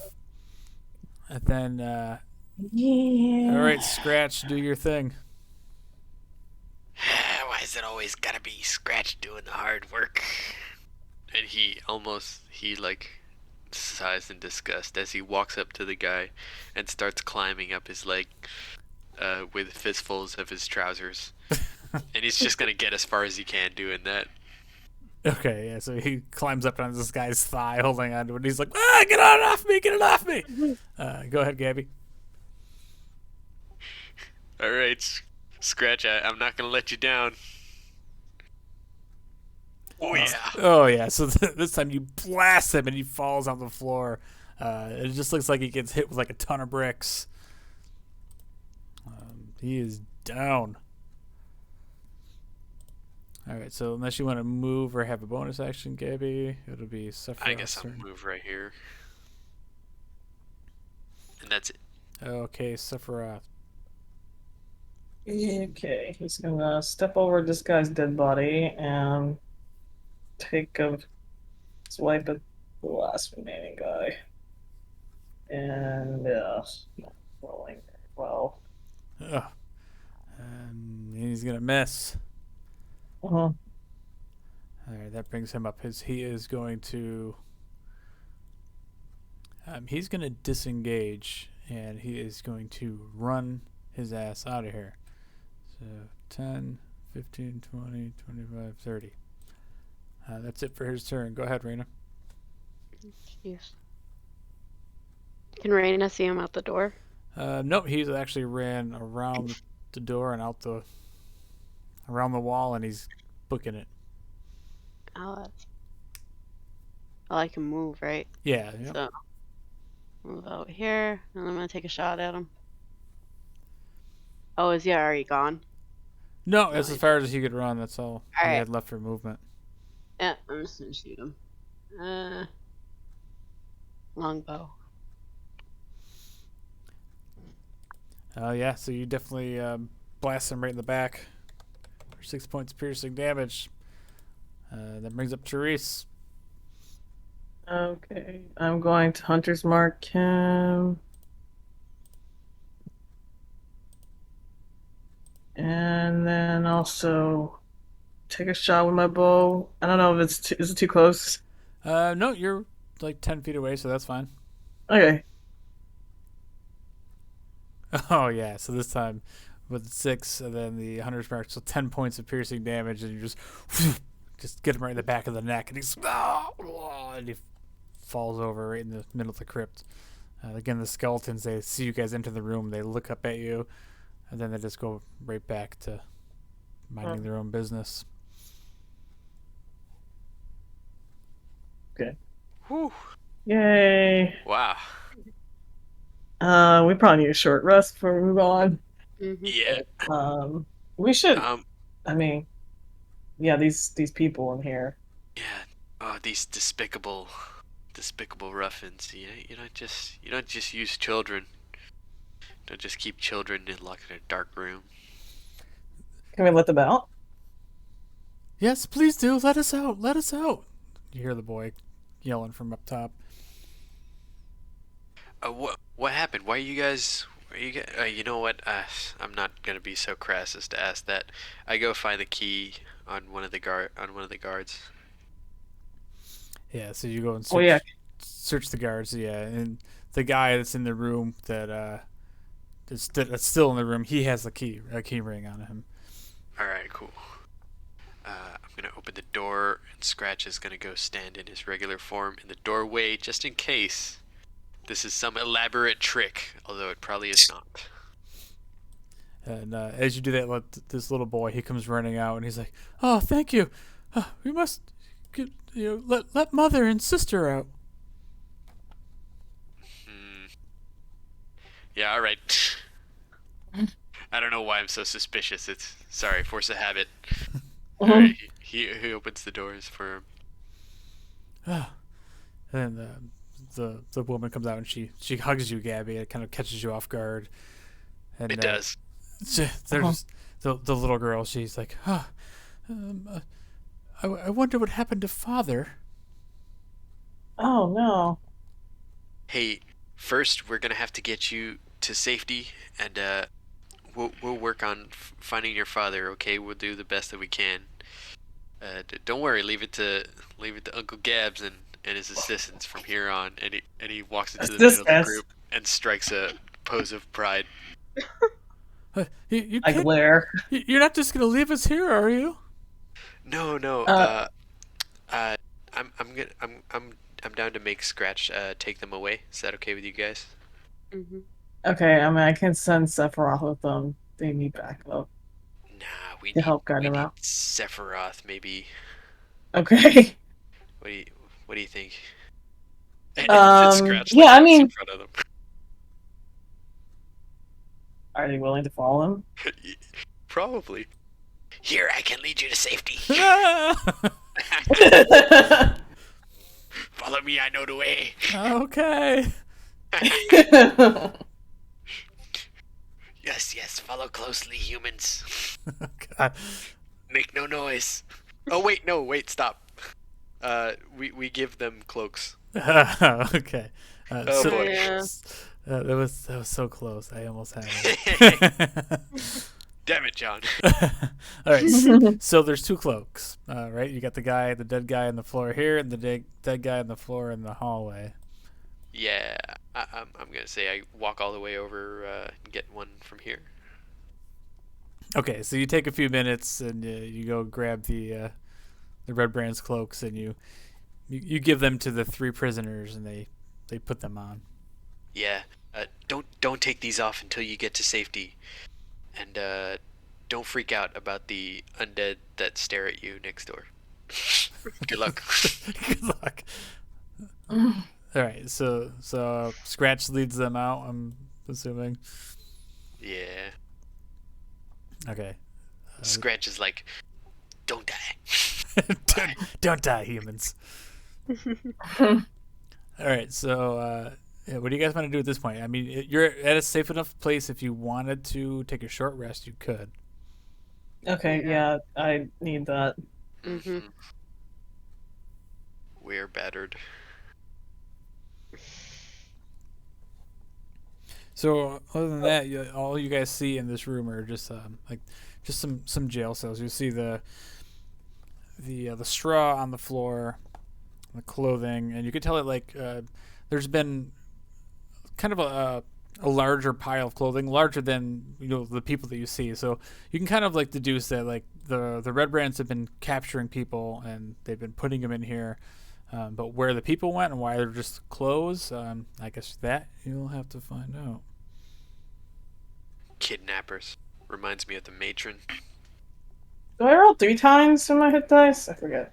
So you had Or just like- 3. I don't know if you guys rolled any before. So I haven't rolled any yet. okay, so you still have all 3. Mhm. Just rolled 2.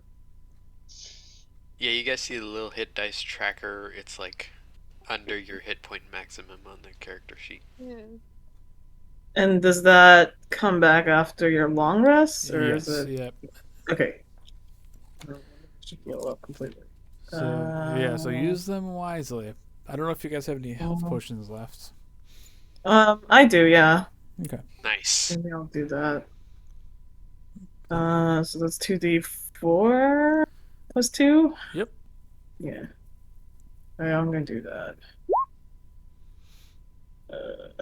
Okay, so I heal another 7, and should be good. Nice. Oh, and totally, completely in character here.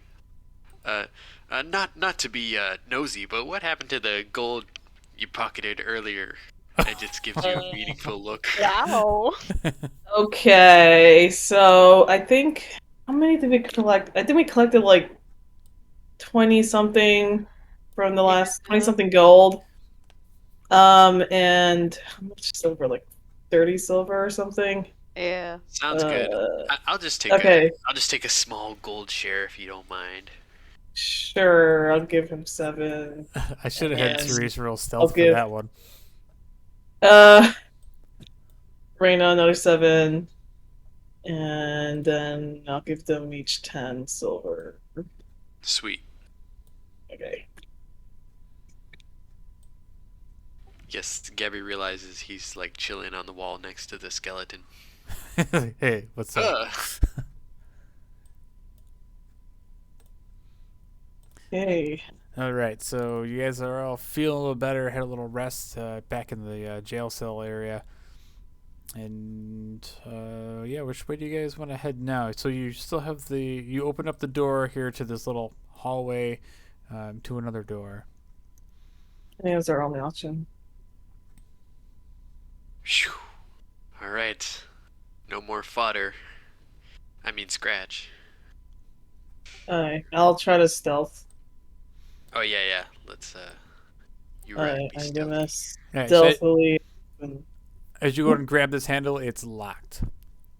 Ah! Oh, Lord. Okay, I have a thieves toolkit, so can I? All right, yeah, so go ahead and make a sleight of hand check. Wait, why do you have thieves' tools? So do I. Oh, who's better? Oh, at this? okay. You have some explaining to do, young lady. I just thought it'd be useful. Okay, I'm gonna try first, though. I don't know. It's probably not good. Gabby's pretty convinced. Maybe not. What'd you roll? 16? Yeah. Let's see here. So I think the DC on this one is, I think, 16.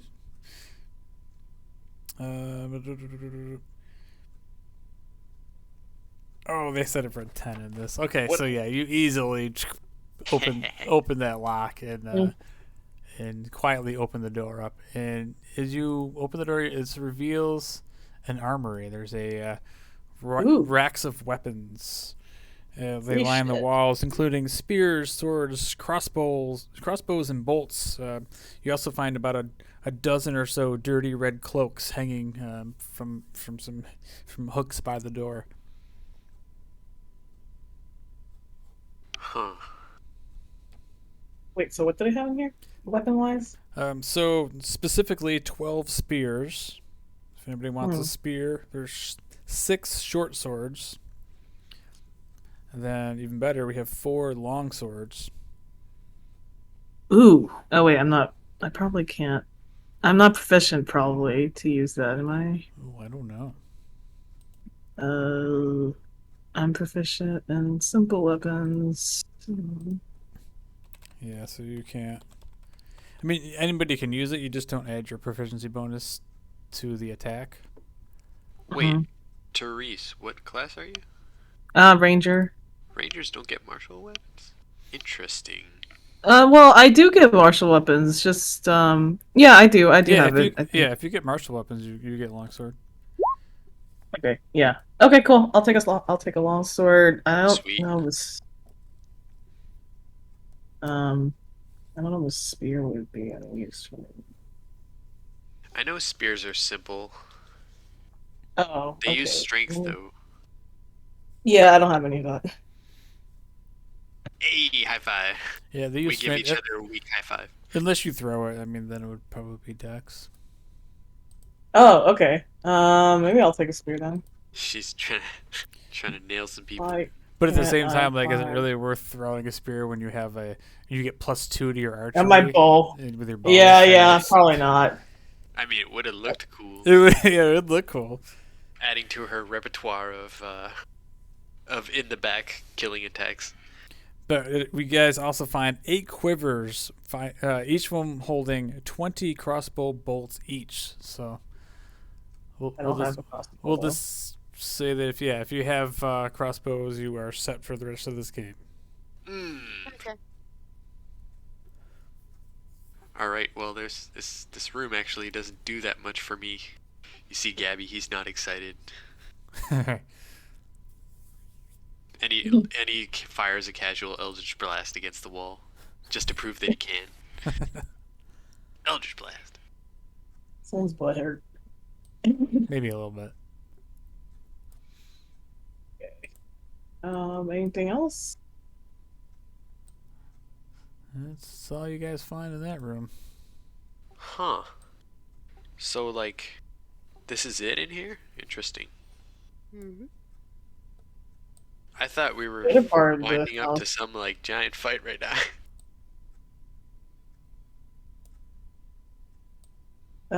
I guess there's no entrance to the rest of the house from here. Or is there? Secret door. Oh, what was that about a secret door? I mean, is there a secret door here into the rest of the house? Maybe you should make a perception check. Alright, I closed my sheet, darn it, and it's not loading. Let me just reset.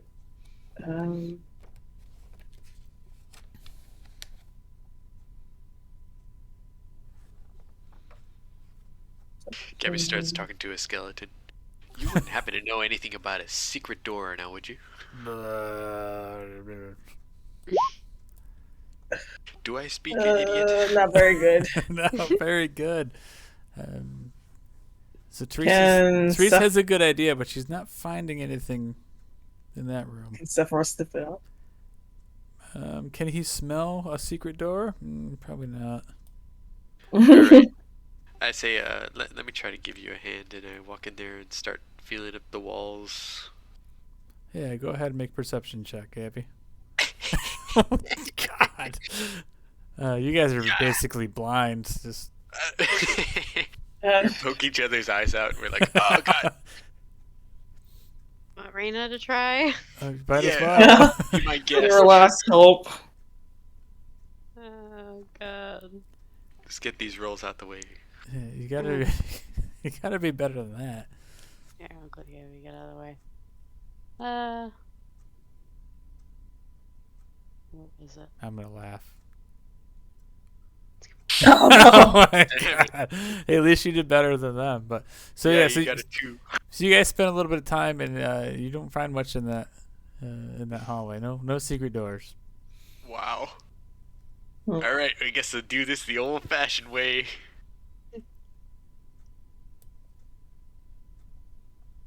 So as he squeezes past you and sucks at his gut, he's like, huh! Oh, ha! All right, I guess we're gonna have to. What languages do you speak? Well, skeletons speak all different language. Hold on. I only speak Common and Dwarven. I know Draconic. Skeletons can't actually speak, so that's not going to help you.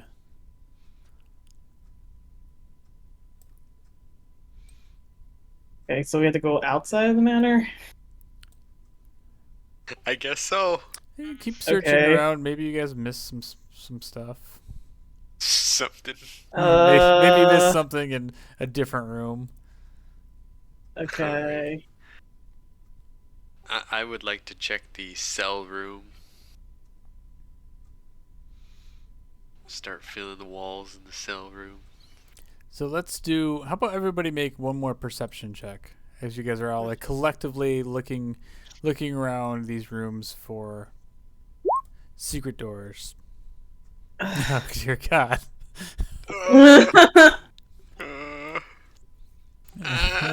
All right, Yes. Reina, Oh, you saved the game. Thank God. So it's definitely going to take you guys longer than you had anticipated. So it takes you a couple hours as you guys are like searching around, looking around every nook and cranny in this place, and fortunately, no more Redbrands have come in while it's well into the evening at this point.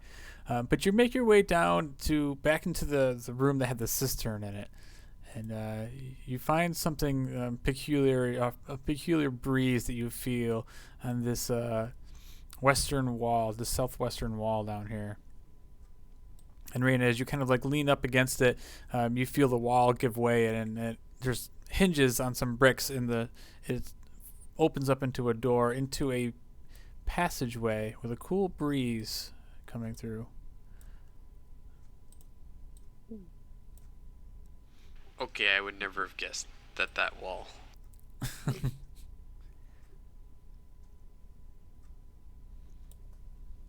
Shall we go? Alright. Should we go in? I will lead the Okay. way as Tank Lock. Gabby still feels like he owes you. So as you find this, follow this hallway, it opens up into a large chamber, and in the center of this chamber is this large crevasse, which is like a ravine that kind of runs through the center of this building. But as you enter, like you feel this cold breeze, kind of like flowing through this giant chamber, and along with that, you kind of smell this smell of like almost like rotting flesh or decay, or like a rotting animal like coming from this ravine. Who's going first? So Gabby is kind of leading the way, right? Yeah, right. What a charming crevasse.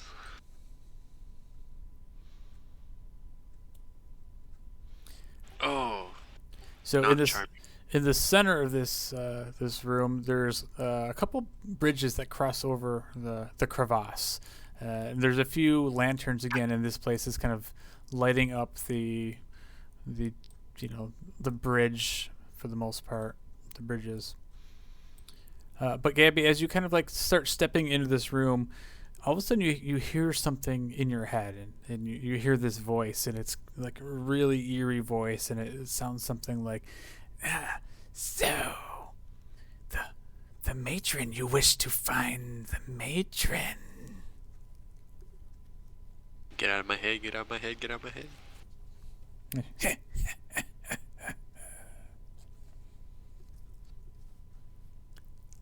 Okay, somebody knows that I'm here. Oh. Yeah, Gabby freezes and he's like, somebody knows that we're here. But so keep going. maybe they want to talk? I Okay. have some experience with this. Maybe when crazy ladies get to a certain level of power, they just like, they don't even deign to kill us weaklings anymore.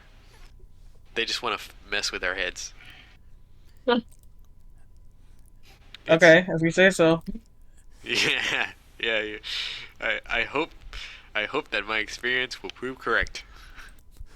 All right. So as you guys all enter this massive chamber, make some perception checks.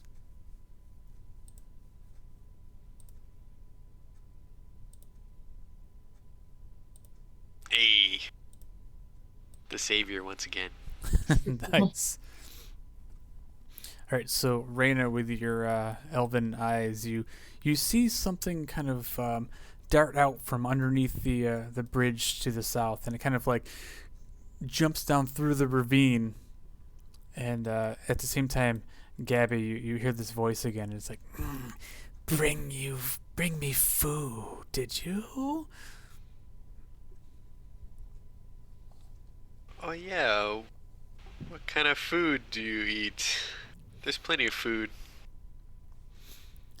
As you're saying that out loud, like the other party members are just hearing you like talk to nobody, like you're talking to yourself. Bring me flesh. Oh man, it wants flesh. Oh. Mm, Yeah, we got bodies in the next room. Yeah. Yeah, we stored them in the pantry. do I need to go grab it? Yeah, we can go grab some bodies. Yep. Not the first time Gabby's done this kind of work. He doesn't like it that much, but hey, better than him. All right, so is that what you guys are gonna do? You're gonna go and grab some. You Yeah. take a little bit. You drag some bodies out, and you bring them back to the crevasse at the side of the bridge, and you hear, I smell flesh. No flesh? It just said no flesh. But this is flesh. I am confused. I smell the flesh. Feed me. Alright, feed you. Okay, feeding first, questions later. I kick a corpse into the crevasse. All right. So as you do that, the sound has completely left your mind, and you feel like this thing is not invading your thoughts anymore. Alright. Can I activate my gem of seeing to try to look at it? Oh, you sure can. So you hold up this kind of monocle-looking thing to your eye, and as you kind of like take a look around a little bit, you notice down in the crevasse, you see what looks like decomposing bodies at all states and like levels of decomposition. And one in particular body, you see a man. His leg is like half chewed off, and he looks somewhat fresh. He's wearing a similar gray robe as the other people were in the slave pens. Oh no, I found the Oh, dead no. guys. And then just up above that, you see this creature, and it's got this one massive green eye, and it's got these clawed hands. It's very freakish looking with these thorns on its back as it kind of darts out from under the bridge, and it grabs the body that you threw into the crevasse, and it pulls it under the bridge, and you just see it like hunched over, just like devouring the flesh on this corpse. Oh god, there's an abomination down there. It's so ugly. It's almost kind of beautiful. It's I was raised by a hag. Don't judge.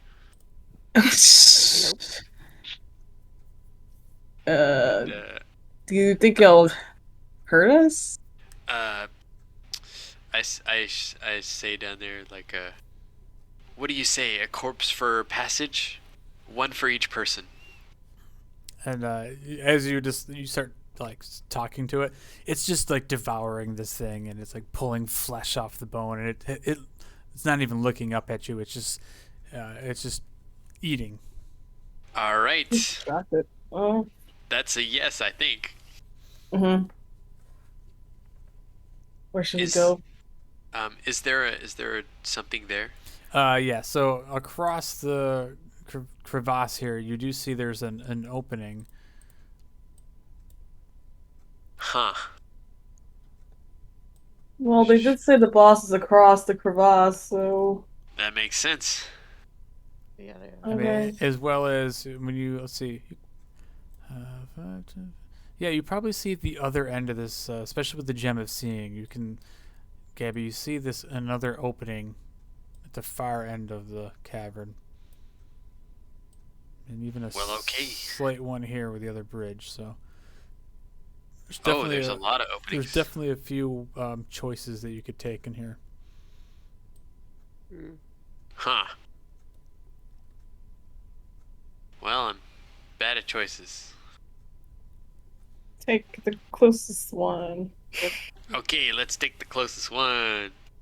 I'm going to drag one of the bodies over on this side of the bridge so that we can repeat this bribe if necessary. All right, good idea.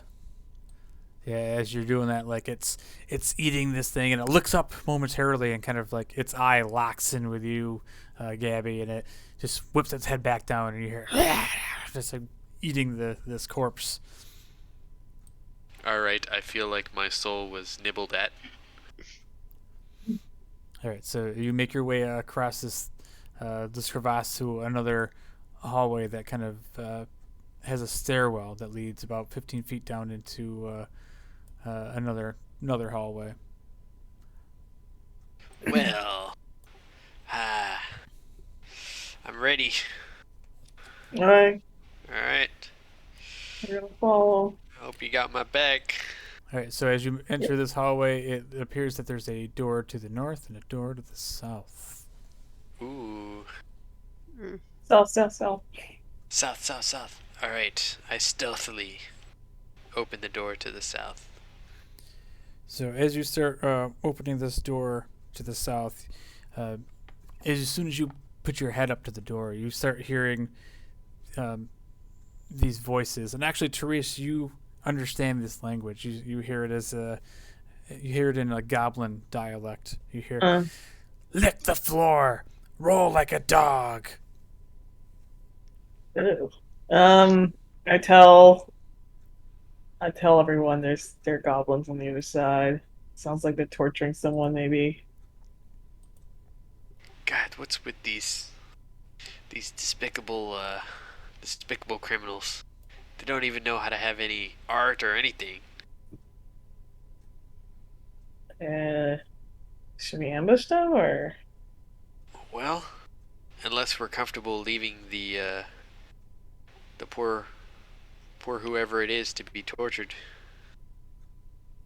Okay, let's go. All right, guns blazing.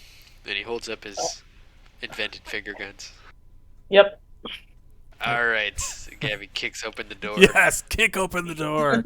So you bust the door open, and as the door flings open, you see that there's these 3 bugbears, massive furry-looking creatures that stand almost 7 feet tall, and they're standing over this one little goblin.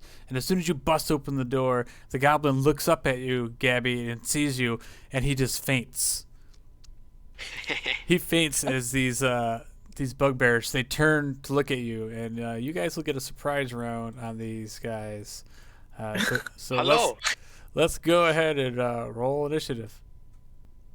Let me choke point him at this door here. I might take like 1 step into the room, or maybe not even. Maybe we just stop him right here.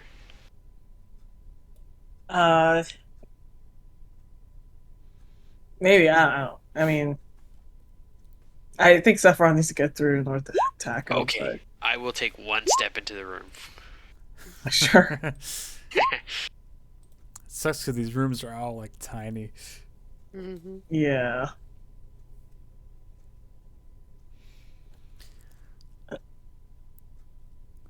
Okay, so oops, I didn't roll for him. Ooh, Reina, you're always going first. So alert. Got that So high alert. dex. Okay, so everybody is in, right? Yep. Okay. Alright, so starting off, Reina, you are alert to what the hell's going on in here, so Oh, jeez. what do you want to do? 10, 20. So you can't quite get in the room because you're all the way in the back of the hall. Right.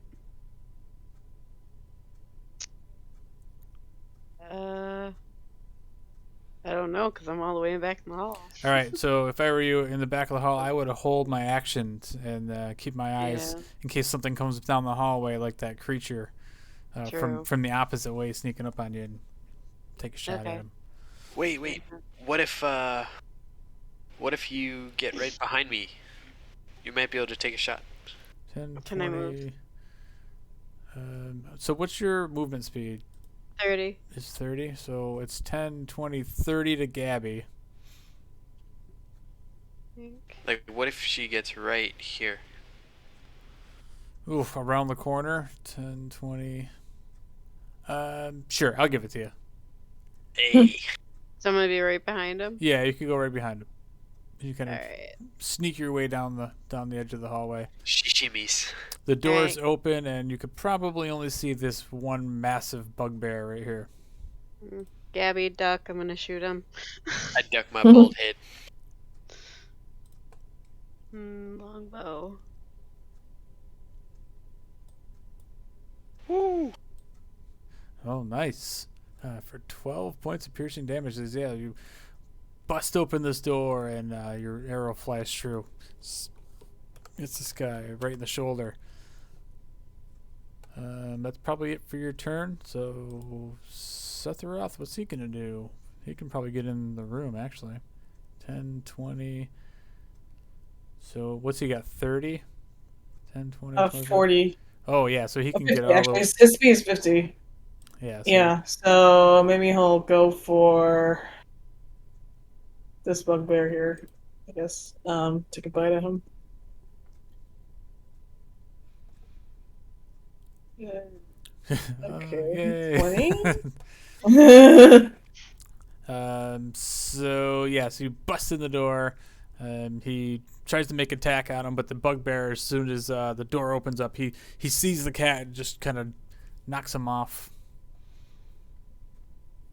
All right, so that brings up you, Therese. Alright. Can I see this bugbear? The one that Sephiroth attacked? Oh yeah, you can see him right from where you are. Yep. Okay, I'm gonna take a shot at him. Oh wait, I'm gonna hunter's mark him. And then Cool. shot.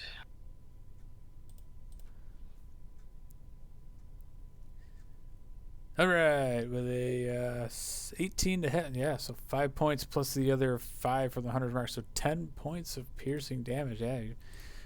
As the door opens, you just blast him with this longbow shot. Doesn't even know what hit him. All right, so that brings up the goblin, who is unconscious as he just kind of lays on the floor, motionless. All right, go ahead, Gabby. All right. Do we still get a surprise round here? Yeah, this is still the surprise round, so that means basically all that means is they don't get an action this turn, or a reaction. So.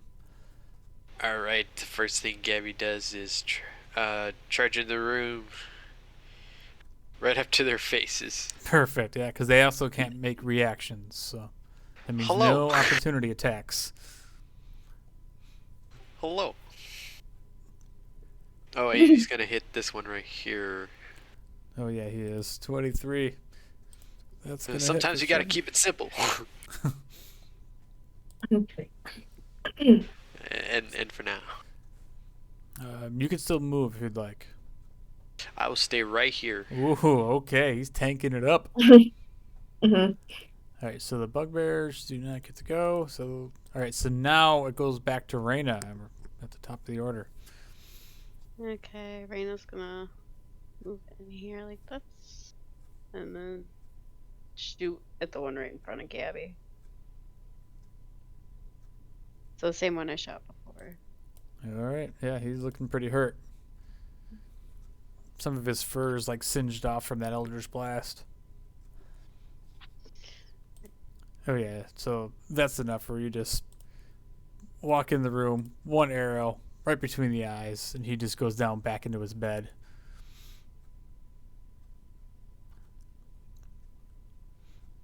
Anything else, Reyna? You can still move. Nope. Okay. All right, so that brings up Sephiroth, who's in combat with this bugbear in the corner. All right, there you go. Takes a swipe. Oh yeah, he's slowly taking him out. All right, Therese. Okay. I'm gonna also take a shot at the same guy. Yeah, he's hunter's marked. Come on. Uh, 12, 14. Oh, it's gonna just miss. All right, so that brings up the goblin, and all of a sudden you guys look over, and the goblin starts waking up, and he's like, and he freaks out a little bit, and then he runs into the corner and like hides under the bed. Okay, Good goblin. go ahead, Gabby. Good goblin. Good goblin. Oh boy, so many choices. All right, he's gonna turn and Eldritch Blast this one.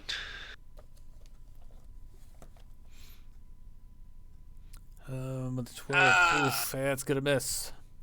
Ha! He's going to regret his decision. Oh no! End his turn. The bugbear in the corner, he springs into action, and he comes rushing in, and he yells over to the goblin when he's doing this. He goes, "Attack, you fool!" And he picks up this massive club, and he swings it at Gabby. With a 10. Oh, lucky. Hey. He only gets one attack, so that brings up the other dude. Oh, he's dead. The other bugbear who is nearly dead. He same thing. He picks up his massive club and he swings it down on Sephiroth. 15 to hit. Oh, okay, yeah, hits. Yeah, for 8 points of piercing damage. Okay. All right, and that's it for his turn. Go ahead, Raina. Raina's going to take out her short sword and go for the guy next to Gabby, the one right in front of her. Ooh. Oof. With a 10, it's gonna miss. As he just backhands the sword. That brings up Sephiroth in the corner. No. Sephiroth's pissed, tries to bite him. Save me. Oh yeah, he definitely sinks his teeth into him, almost enough to take him out. And you see the bugbear screams in pain, but he's still standing strong. He's got one hand on the on his club and the other on the panther. Go ahead, Therese. Alright, I'm gonna finish him off. The longbow. Oof! And again, you take the shot, and it just misses. He picks his massive club up, and he just bats the arrow out of the air, and that brings up the goblin, who's like, and he runs over to Raina, and he's kind of like shaking, and he pulls out his scimitar, and he attacks you at disadvantage with an 11 to hit. So he just kind of like shakes and like half-assed kind of swings the sword at you. Go ahead, Gabby. All right, I'm gonna hope to try to finish this bug boy off. All right, bug boy. No. No. Point blank, he misses. Your eldritch powers just start fizzling out in front of you. Shake my hand and end my turn. The big bugbear, he pulls out his club and swings it down at Raina with a critical hit. Uh-oh. Ooh, for 14 points of damage. Oh. He just blasts you. Dude. That's how you do it, goblin. And then the other bugbear, he swings his club at Sephiroth with a 23. So he hits him, smashes him with 13 points of piercing damage. Yeah. Hey, these boys are strong. And as he slams him up against the wall, and you see Sephiroth just kind of fizzles out of this plane of existence. That brings up Raina. So what do I do? Isn't she like dying? Reyna? No, you're not. I mean, you're definitely hurt. Somehow Gabby has managed to not get killed in the middle of the bugbear. Not sure how that happened. Alright. She's going to shoot with her longbow, the one in front of her. All right, that's going to be at disadvantage as you put your sword away and pull out your bow. Oh boy. Hopefully it works. The natural 1. Nope. So you go to pull it back and you just kind of like slip off the bow and you drop the arrow on the ground next to you. All right, Therese. Okay. I'm pissed at this bugbear for killing my cat, so I'm gonna take another shot. We don't roll crappy. Yes. Okay, fine. Boom. Yeah. So this one, you get this rage behind you, and your arrow flies right into his face, and he falls over. He actually gets hit so hard he spins and just crashes back into the beds, and pillows and stuffing feathers go everywhere. That brings up the goblin, who's like, I'm sorry, I'm sorry, and he disengages and he runs into the corner. Go ahead, Gabby. Damn it! Stop beating up children and cats. Oh my God. Oh, that's horrible. I'm so useless. He looks at you and he laughs. Oh, puny human! And he swings his club at you. With 21 to hit for 10 points of damage. He just smashes you. It's all right, Reyna. It's your turn again. Oh my god. Guess. Oh. Yeah. I guess I'll just get my short sword back out and try again. Yeah, so you pull out the short sword and you take a swing at him, and he just bats it away. He looks like he's going to try to finish off Gabby. All right, go ahead, Therese. All right. I move here and I take a shot at this bugbear. Oh wait, Hunter's Mark first. Hunter's Mark. Come Oh, on, this one let's too. come on. All right, crit. All right, so it's 13 points. So that's as you kind of sneak around the corner and let this arrow go. Catches him off guard, and he looks mad. He definitely sees you as you look, and you see an arrow kind of sticking out of his arm. And he's looking real pissed now. And this is when he turns his head to look at you, Therese. You notice he has an eye patch on, and it's kind of like this blue leather eye patch with like gold rhinestones and stuff, and it looks like it's been bedazzled. All right, so that brings up the goblin, who now he attempts to hide under the bed. So he's pretty much hidden. You guys are all so busy fighting these bugbears, he dives under the bed. All right, go ahead, Gabby. All right. I forgot for such a long time that I could do this. Oh, yeah. I start, like, doing the only thing that I really don't want to do. I start saying, oh, matron, please, I'm going to need your help right about now. I don't think we can make it out of here against this bugbear. And you see, like, an apparition of a stern woman, you know, with her hair pulled back into a tight bun, like, appear above Gabby. And she points at the bugbear and she's like, oh, what's this? I guess we're gonna be having bugbears for dinner. And then you see her cackle and turn into like a monstrous ugly green witch, and she's like Nice. And he has to make a wisdom saving throw or be frightened. All right, he rolls a 7, so he is frightened. So on his turn, he will run away from her. Which his turn is next. So that provokes opportunity attacks from Reyna and Gabby. Oh, how the tables have turned. Right. And so go ahead and make a melee attack. Oh yeah, Gabby slashes right into this guy as he tries to run away with his life. Oh, nice. And it's just enough. As you guys do that, you see him look like he's cowering in fear. He drops his weapon and starts running, and as that happens, you guys both pull out your short swords and slash at both of his legs, and he falls down. And he is dead. Nice, we shank him. Yay. Yeah, that was sweet. This goblin. Woo.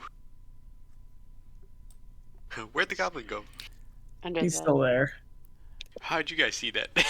I didn't see that. Yeah, you guys don't even see him, but after a couple of minutes, like after like the bugbear and all the dust is settled, like you hear like, hello.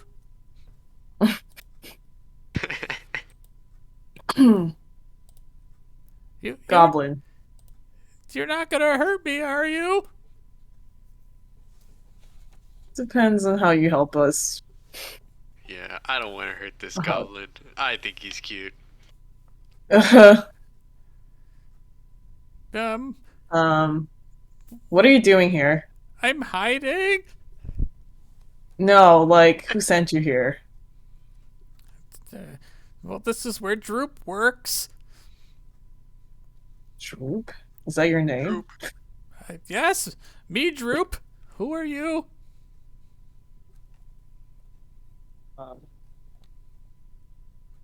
We're just some adventurers. Invaders. Everything's a matter of perspective, Droop, as he's going through the bugbear bodies. And Droop is still laying under the bed, like kind of freaking out. I can help you if you leave me alone or take me out of Okay. here. Okay, what do you have to offer? What do you want to know? Do you want to know where the boss is? Yes. I can show you. And then you protect me, get Droop out. Droop finds family, and never comes back to this place. Can I check if he's lying? Sure. You can make a insight check at advantage because you know all about goblins. Yeah, he seems to be like the most trustworthy, like the nicest goblin you have ever met. Okay. Wow. Okay. Droop, you're a treasure. We will let you go once you help us locate this boss dude. So he, at this point, like you see him kind of like shuffle and wiggle out, and he pops up from under the bed, and he's like, "Okay, Droop, help you? You get me out of here? Fair deal." All right, Droop. Now don't do anything nefarious, or this is gonna happen to you. And Gabby feeds one of the bugbears to the monster in the crevasse. You're gonna have to make some athletic checks to pull that thing out there. Oh God! We know what happened when you and Torment are trying to. Yeah. Bullshit. All right, so it takes you a little bit as you drag this bugbear out to the crevasse, and as soon as you do that, the creature jumps up from the ravine, and it's like, more meat, more flesh, and Droop is standing there with you, and he's like, I don't like this place. Me neither, but at least the thing is friendly. I give it a wave. And also the body, of course. So Droop also like hands you the keys for. He goes, take this key. It's like a skeleton key. It'll like open up any door that's locked in the entire place. Oh, sweet. All right, I come back to the group and I say, "Hey, anybody want to check the eye patch bugbear?" Oh, okay. Yeah, that looked.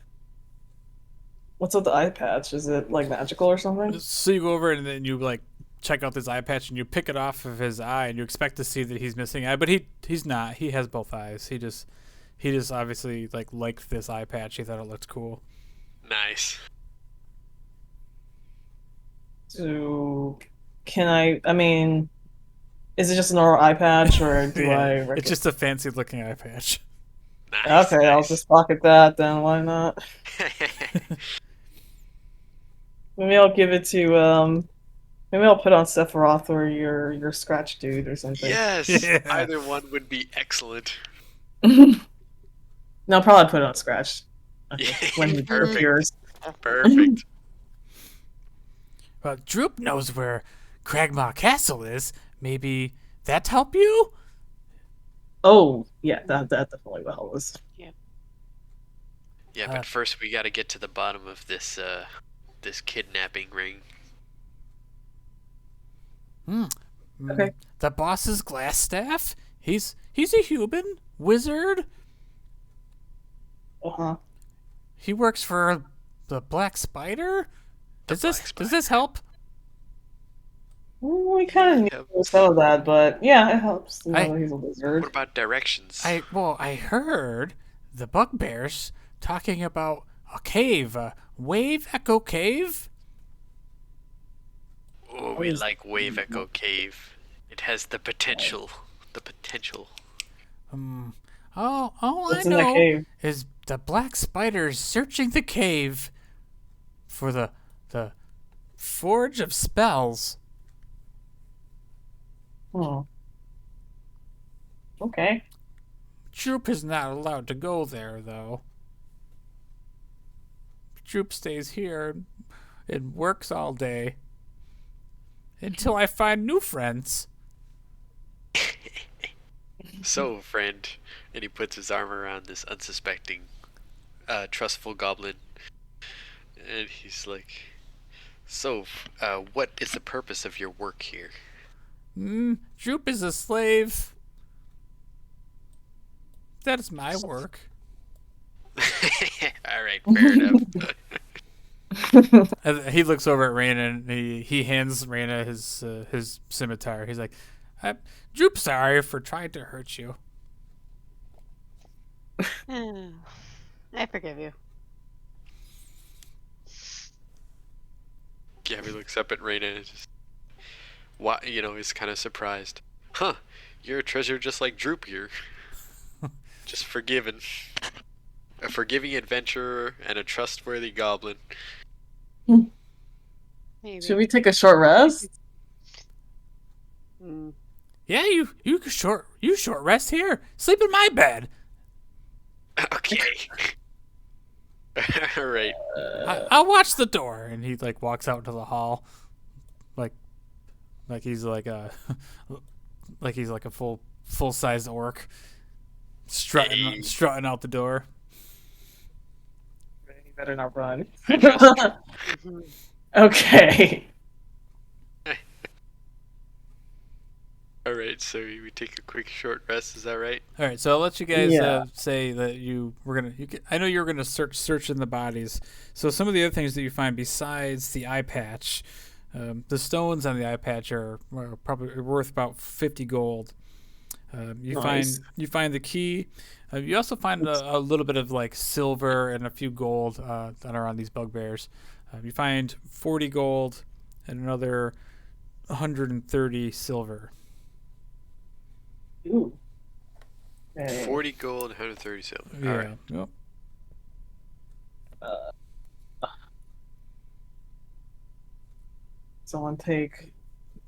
Two people take 13, one person takes 12. Wait, I'm not doing math really well.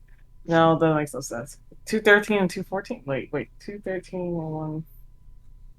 40, let's just say everybody takes 13. Okay, fine. And 130 silver. I give the last gold piece to Scratch. Oh, and I put the eye patch on him. Yes. Yes. Yeah, I'll take the jewels out first. So that he can see through it. You should like cut a little hole in the eye patch for him. He's like, thanks. I don't know why the heck Gabby put this eye patch on me. Thanks for cutting a hole in it. Gabby's a dick. So I don't know if you guys have any hit dice to roll or not. Oh yeah, I have one left. I Okay. have one. I didn't get injured, so. Oh, you guys each get like 40 gold, 40 silver pieces. Yeah, cool. Wow, we're rich if we survive this. Yeah.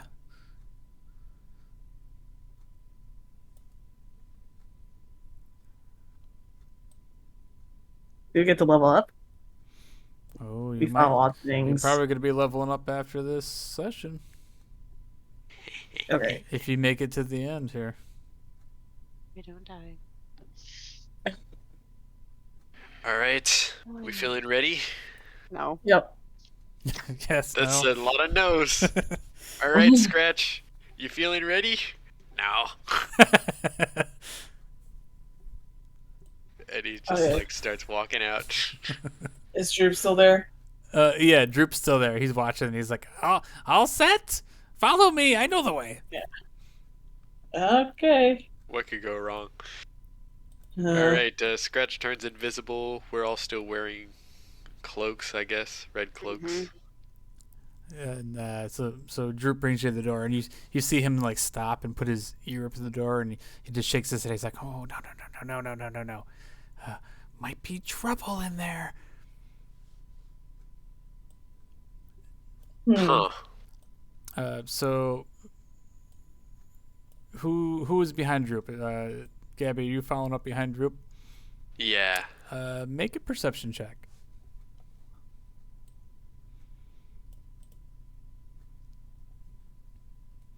Ah, nice. So as you kind of like stand behind Droop, and then you kind of lean up toward the door a little bit, you hear the sound of like money kind of like being thrown on a table. You can hear like coins bouncing off the table, and you distinctly hear probably about 4 different voices, and they're kind of boisterous, and it sounds like a couple people are in here playing like a dice game on a table. All right, guys. There's 4 voices in the room, and they're playing dice. My first instinct is to go in there and play dice, but I suppose it's not the situation. well, I don't think Glassstaff is in there, right? Hard to say. I don't know what he sounds like. What language are they speaking? They're speaking common. All right, they're speaking. They're probably common. just Could more be red anybody. brands. Yeah, Probably maybe. just more red brands. All right, should we leave him alone? Yeah, I don't think Glassstaff is in there. Okay. Yeah, let's head over. What if I head over here, and I make invisible Scratch just like peek into the door? Yeah, you could do that. All You right, can have so the centipede, right? yeah, you can turn into a centipede. Oh, okay, yeah, that's a good idea. So like, I close this door. I make sure to drag a Droop over. And Get out of the way, Droop. yeah, get out of the way. I mean, come with me. And I make Scratch turn into an invisible centipede, and he just crawls under the door just a little bit to see what's going on. All right, so as soon as he goes in there, he sees this room full of red brands. They're sitting at a table, and they're all like drinking, and they're surrounded by like a bunch of cups, and there's like ale kind of spilled all over the floor. And as he kind of sits there and like observes them for a minute, it sounds like they're all completely hammered. Alrighty. Easy. Yeah, that would be out. easy, and they do have a lot of coins. Oh boy. I'm very I kind of want to go in there. That's for sure. I volunteer to go first. Okay, if you wanna, sure. Hey. So Droop says, I'll stand guard in the hallway, okay? You do Okay. that. I'm gonna say invisible Scratch is over there. All right, everybody, where they want to be.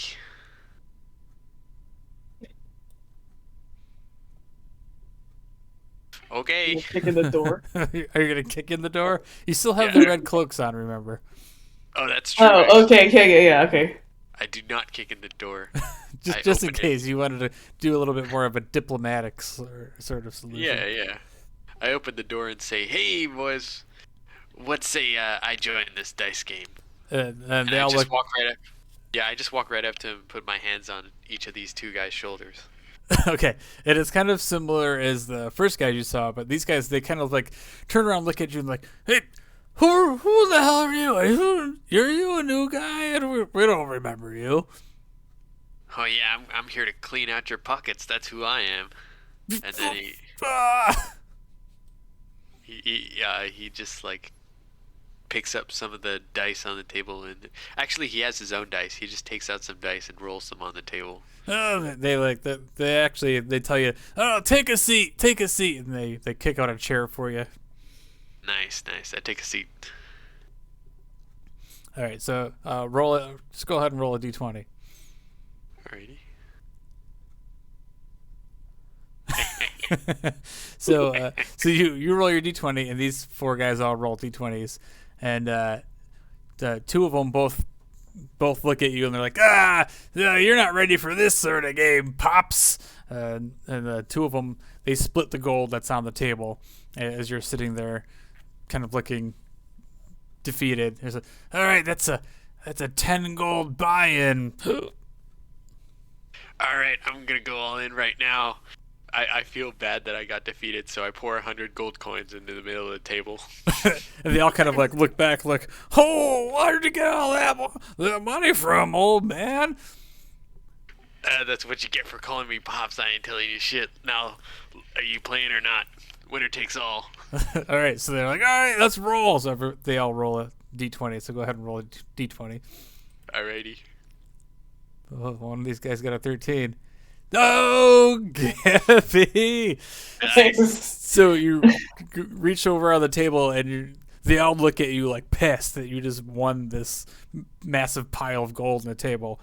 And they're like, what the hell? And you reach out, and you take the 200 gold from the table.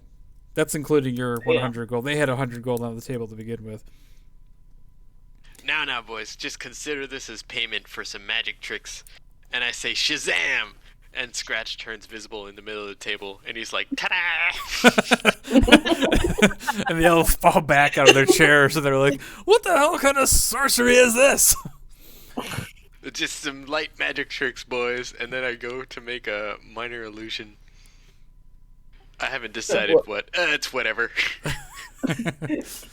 Anybody want to do something? I'm running out of ideas. Do you want to kill them? I mean, the good point is, as of right now, none of them have like raised the sword. We'll put it that way. And they're pre-looted. Yeah, I mean, okay, fine. We'll just leave. Oh, hey. I'm tired of killing things. I don't know if we can leave. I just took all their money. You did take all their money, but they're hammered, and they're sitting here looking at Scratch like confused. So you probably have like a few seconds. Yeah, here just. Yeah, maybe they forget. Yeah. They'll just distract them. We'll run. Yeah, alright. Scratch is just like, oh, you know what? I make my minor illusion play like some noises. I'm just gonna check if I can play music for Scratch to dance to, real quick. Okay. Let's see. I think it's sound you can make. Create a sound. Oh yes, the beating of drums. There is the beating of drums. And Scratch starts doing. I've had Scratch does a dance in the middle of the table, and he starts singing. He's like, "Y'all can't beat an old man." And they're all like, just like, strangely fascinated. I would like to think. Yeah, I'm gonna give you that they're completely distracted, and they're like oddly like calmed by this dancing and singing of Scratch. So they all just go back to drinking, and they all start cheersing. Yeah, Scratch like waves his hips hypnotically. All right, so if you guys want to make your way to the other side of the room, I would say that they are definitely distracted enough where you can do that. Sweet. And then Droop, he starts making his way across there too. All right, so as you make your way across to the other door, and you open it up quickly as possible, and it opens up into another hallway, and this hallway leads back down to the crevasse, but it also there's a door to the north. All right, emboldened by my success, I go ahead and straight away open the door to the north. All right, as soon as you open this door, this appears to be a wizard's workshop. As soon as you open it, a rat scurries across the floor and takes refuge under a large work table set up in the center of the room. And on top of the table, there's all sorts of like beakers and coils and other sort of alchemical devices. You see, like there's some sort of potions brewing and bubbling away. The bookshelves on the western side of the room are crowded with parchment and strange-looking tomes of all sorts. It appears to be a wizard's workshop. Sweet. I'm guessing this is where Gladstaff works. I walk in there and I'm like, hello, Mr. Gladstaff? And meanwhile, I look around to see if there's anything valuable that I know I can take. All right, so valuable-wise, you start like taking a look around, and you see a lot of books, mostly a lot of books and notes kind of laying all around. Actually, Gabby, make an Arcana check. Oh boy. Okay. Nice. So, as you're kind of just taking a look at what he's got brewing on the table, you kind of take a look, and you've seen some of these sort of recipes before. Some of the ingredients on the table, you can tell that looks like Gladstaff here is brewing potions of invisibility. They look like they're not quite ready yet, but you can tell that this is what he's making. And you start looking through some of the books, and you find there's one in Dwarvish. Do you speak Dwarvish? Probably not. I actually do speak Dwarvish. Oh, nice. So the Dwarvish book is the Journal of an Adventurer named Erman.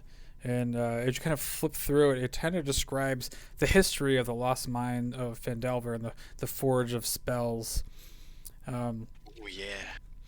But it's similar information that you've heard of before in legend, but also in addition, you find out a little bit of new information that Erman records that there's a magical mace named Lightbringer, and it was commissioned by priests of Lathander, the god of dawn. This was from the mages working with the gnomes and the dwarves during the Phandelver Pact when they decided to fight the orcs, the evil mages that were in the area. But what it says is the mace was lost when Wave Echo Cave and its mine vanished from history.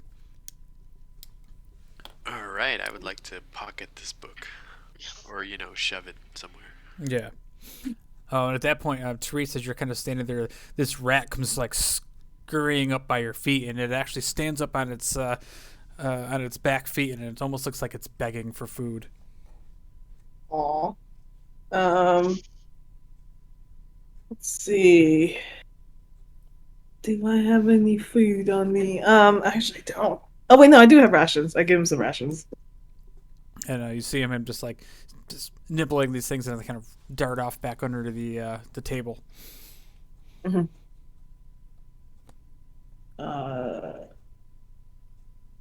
kind of want to pocket him, but what if I try to lure him out and keep him as a pet? Okay. Yeah, make an animal handling check. Okay.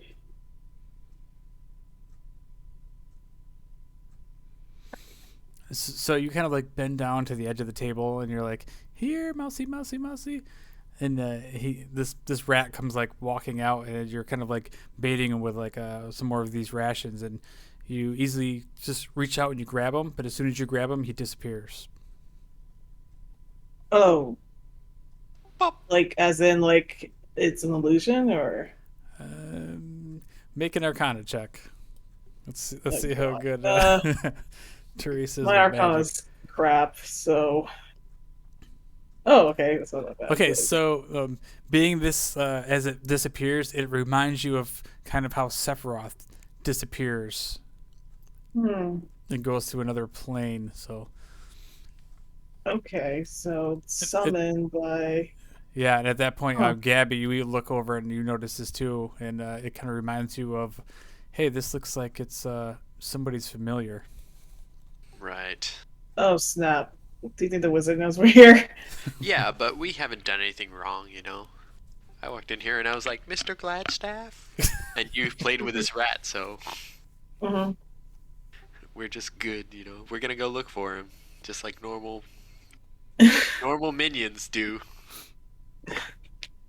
I'm gonna knock on this door and then open it. Okay, so as soon as you knock on and open it, you see sitting at a desk in the middle of the room, well, up against the north wall, actually, I should say, is a short, dark bearded human male in robes, and he's studying a tome, and he wears a princely mantle of ermine. A beautiful glass staff leans against his chair. So as you open the door, he instantly grabs a hold of the staff and spins and looks at you, Gabby. And at that point, he says, "You shall not be here. I do not know who you are. Explain this." Mr. Gladstaff, I'm just one of the new recruits, and I got told that I should go see the boss about the thing in the bottom of the crevasse. Oh, you're our pet? Yeah, it's acting up and it's not letting anybody cross the crevasse. We're just wondering if you could do anything about that, sir. Because you know we're pretty lost. Pretty lost. Every member of the Redbrands knows not to disturb me in my office. And at that point, he stands up, and you see him grab a hold of his staff, and he points it at you. And we're gonna roll for initiative. Ugh. There's only so much I can do. Yeah, I mean, you were kind of screwed. There was nothing you could really do in that situation. Hello, sir. Oh wait, what? I would do that. Okay, whatever. Oh no. Mr. Gladstaff. I'm not. I'm so surprised. I totally thought I was gonna succeed. It's just hubris. All right, so Therese, as you see this unfold, Gabby, I'm gonna say that you're like 1 foot in the room Sweet. as you. Okay, can I? I'm gonna take a shot at. I'm at Hunter's Mark him. Okay. Yeah. And then try to shoot him with my longbow. Whoa. Okay, I Nice. pressed Hunter Marks twice by accident. That's okay. So yeah, that's a perfect time for a crit as you do 5, 10, 13 points of damage as the door opens. Gaby tries to bullshit his way out of this, and then all of a sudden, Therese just looses an arrow at the sky. This is excellent. She's always ready. Oh, and that hits him, and you hear him go, "Ah! Ah!" And that brings up his turn as he takes the staff and holds it towards you, Gabby. And what he's actually going to do is he's going to rush in with both of his hands out, and you see these electrical charges start like glowing around his hands, and he is going to hit you with a shocking grasp. Oh no. But he doesn't hit you with an 8 to hit. That's horrible. Hey. I give him a shit-eating grin. Yeah, so he reaches in to grab at you, and you just kind of block his advance, and he bonus actions. You see him just kind of disappear into the silvery mist as he misty steps 30 feet away.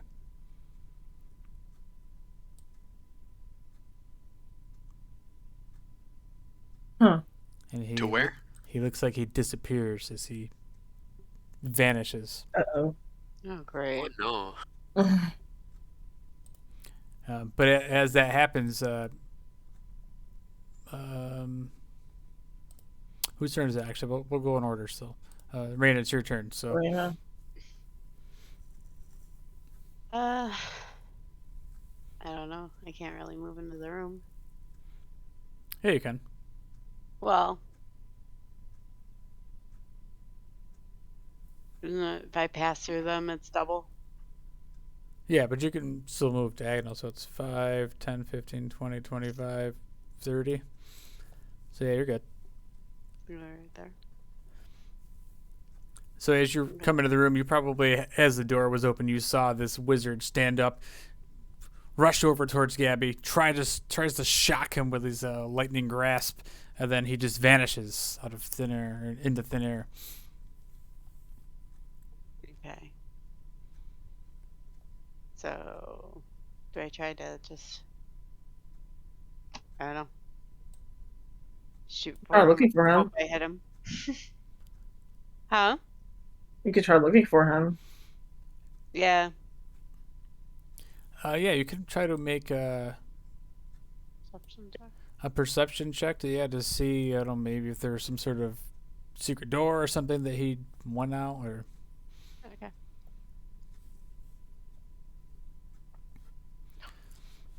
All right, so that's actually pretty good, Raina. So as you start like looking around the room, and you notice on the far eastern wall, there's a similar door to what you guys passed into the hallway into the crevasse down that chamber. Is there's like a stone door that's partially ajar behind like a curtain in the back. Little secret door. Okay. Well, it's my turn, so. All right, so that brings up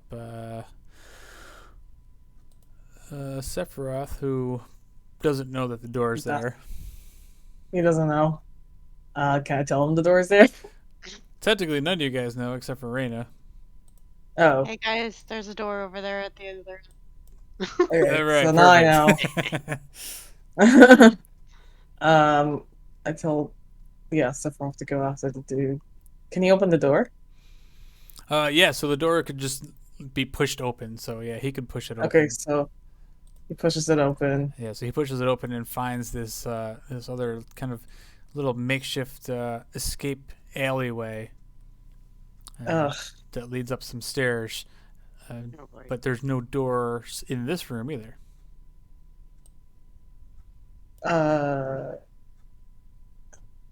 Wait, what?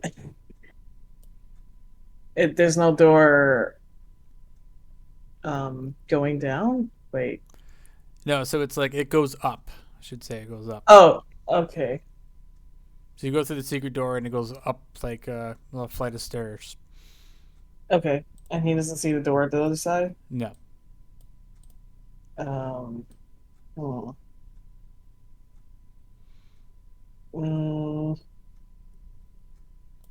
Can you try to sniff for another door around here?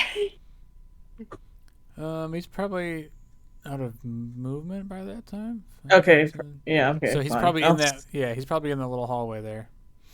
Uh-huh. All right. So Gabby, what do you want to do in this room? So in this room, there's just looks like the wizard's Glassstaff's desk. You see his small writing desk. You see his bed chambers are covered with drapes of scarlet cloth. I guess that's pretty much it. He has a small wooden chest at the base of his bed. All right. Is my gem of seeing still on? It is. Next 10 minutes? Okay. Yeah, so you can use another charge of that because you've only used one charge. So. Is it? Oh, it's a thing that has like 3 charges a day. Right. So I would need to use my action to turn it on, is that right? Is it an action? It might be an action. It is. I'm looking at it right now. Oh, okay, as an yeah. action. Turn it on. But then I might not be able to do something else, so... Yeah, taking no risks, I take an action to turn on the gem. So I have true sight. And Gabby's gonna go look at the desk first. Alright. And he's gonna try to see if there's anything necessary on the desk. Well, the interesting thing that you see on the desk is a bunch of paperwork, something that he was he was working on, you find a note or a letter on the desk, and it says, actually, I wonder if they put it in here. I can actually post it for you. Oh, bear with me for just a second. Let me see if it's a handout.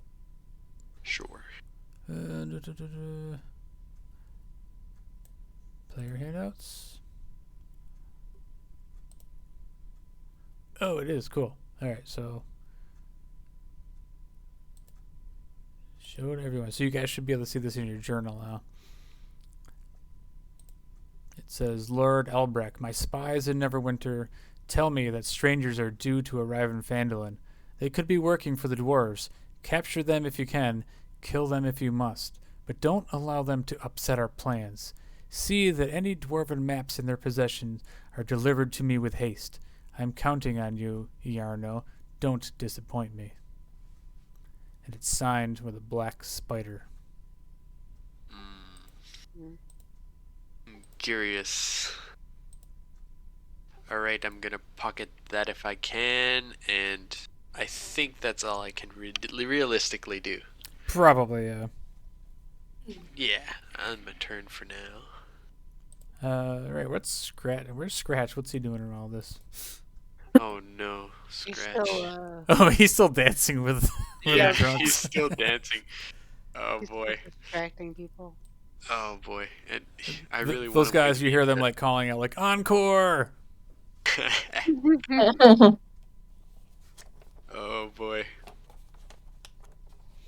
Okay, I really want him with me, but I don't think it's safe to leave. I'm like, I say telepathically in his mind, I'm like, hey Scratch, can you come help me out over here? And Scratch is like, kind of busy, Gabby. You really left me in the shit this time. and he's like, although I didn't know that I was this good. And he does another twirl. And that's his turn. Okay. He's twerking. Just picture him twerking and like drinking some of the ale. Yes. Oh my god. So they're like pouring ale on him in his mouth. Scratch is just partying hard. All right, Therese, what do you want to do? My instincts tell me he's in this area somewhere. Because that's the last thing that's not lit up. So can I kind of start going around to the other side to try to head up? No. So yeah, I mean, your character wouldn't know that. That's like Okay. hardcore metagaming. Sure. All right. So Can I? I would think Therese would. You would have seen, like your companion like rush through this hole in the wall. Okay. Okay. I follow him and I try to find another door here. I'm guessing. Yeah. So easily enough, we've kind of seen these secret doors now, and now you realize there's another secret door right near where you're standing, and as you kind of easily just push on it, it opens up. And Okay. let me reveal the last room here. Ugh. Where the hell is he? Not there. God damn. I guess we lost him. Yeah, you don't see Glassstaff anywhere. Okay, Darn. that's not good. But as you look on the ground near you, see some broken glass and a little bit of liquid, this strange liquid, similar to the liquid you saw in the other room. Oh, So he's using the invisibility potion. I'm guessing. Yeah, so it kind of seems like Glassstaff has gotten away. Yeah. But yeah, you guys kind of look around inside this inside of his chambers. Does anybody want to look through his little storage box? Sure. you know I do. Oh yeah. I Right. stayed rather than chasing him and let him get away to look in his box. Let's see what he's got. Whoops. So you look through his little footlocker, and you find some pretty cool things. You find 180 silver, another 130 gold. But this is where you find the interesting. You find a pouch that contains a bunch of like small gems. These carnelians, about 5 of them. You find a pearl that's worth 100 gold. So Gabby, like I'm assuming you're seeing these and your eyes are lighting up. But you also find a couple things that Iarno, Glassstaff, brought with him from Neverwinter. You find a scroll of Charm Person and a scroll of Fireball.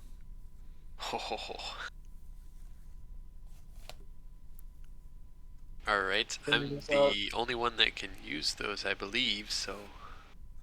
Yeah, I think you're the only caster, so...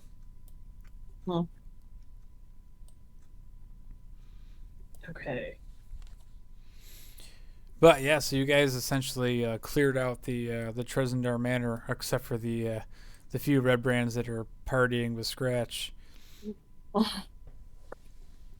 But in the process, Droop ends up coming with you guys, and he tells you, well, "We must make haste, leave, and I will show you to the castle, as I promised." Oh, it's too bad we couldn't get Glassstaff right here. We each get 60 silvers. And 130 gold? Is that What was it? Yeah, 130 gold, yep. okay? Wow. And 40 gold.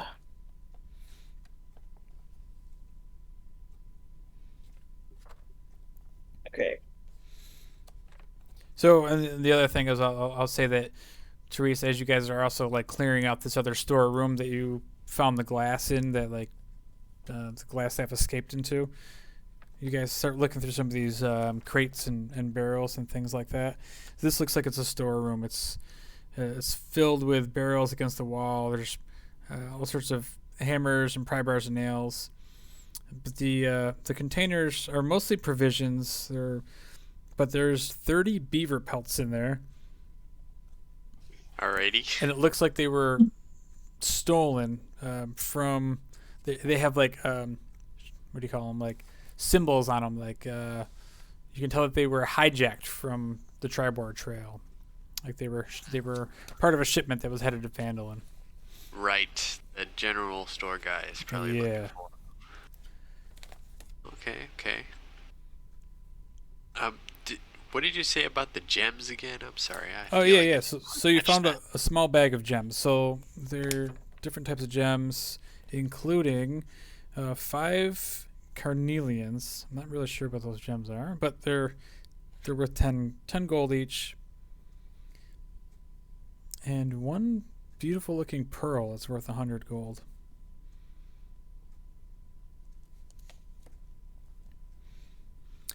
And at that point, you guys also will end it there, but you guys will also level up to level 4. Nice. Ooh. Yay. Oh, bless.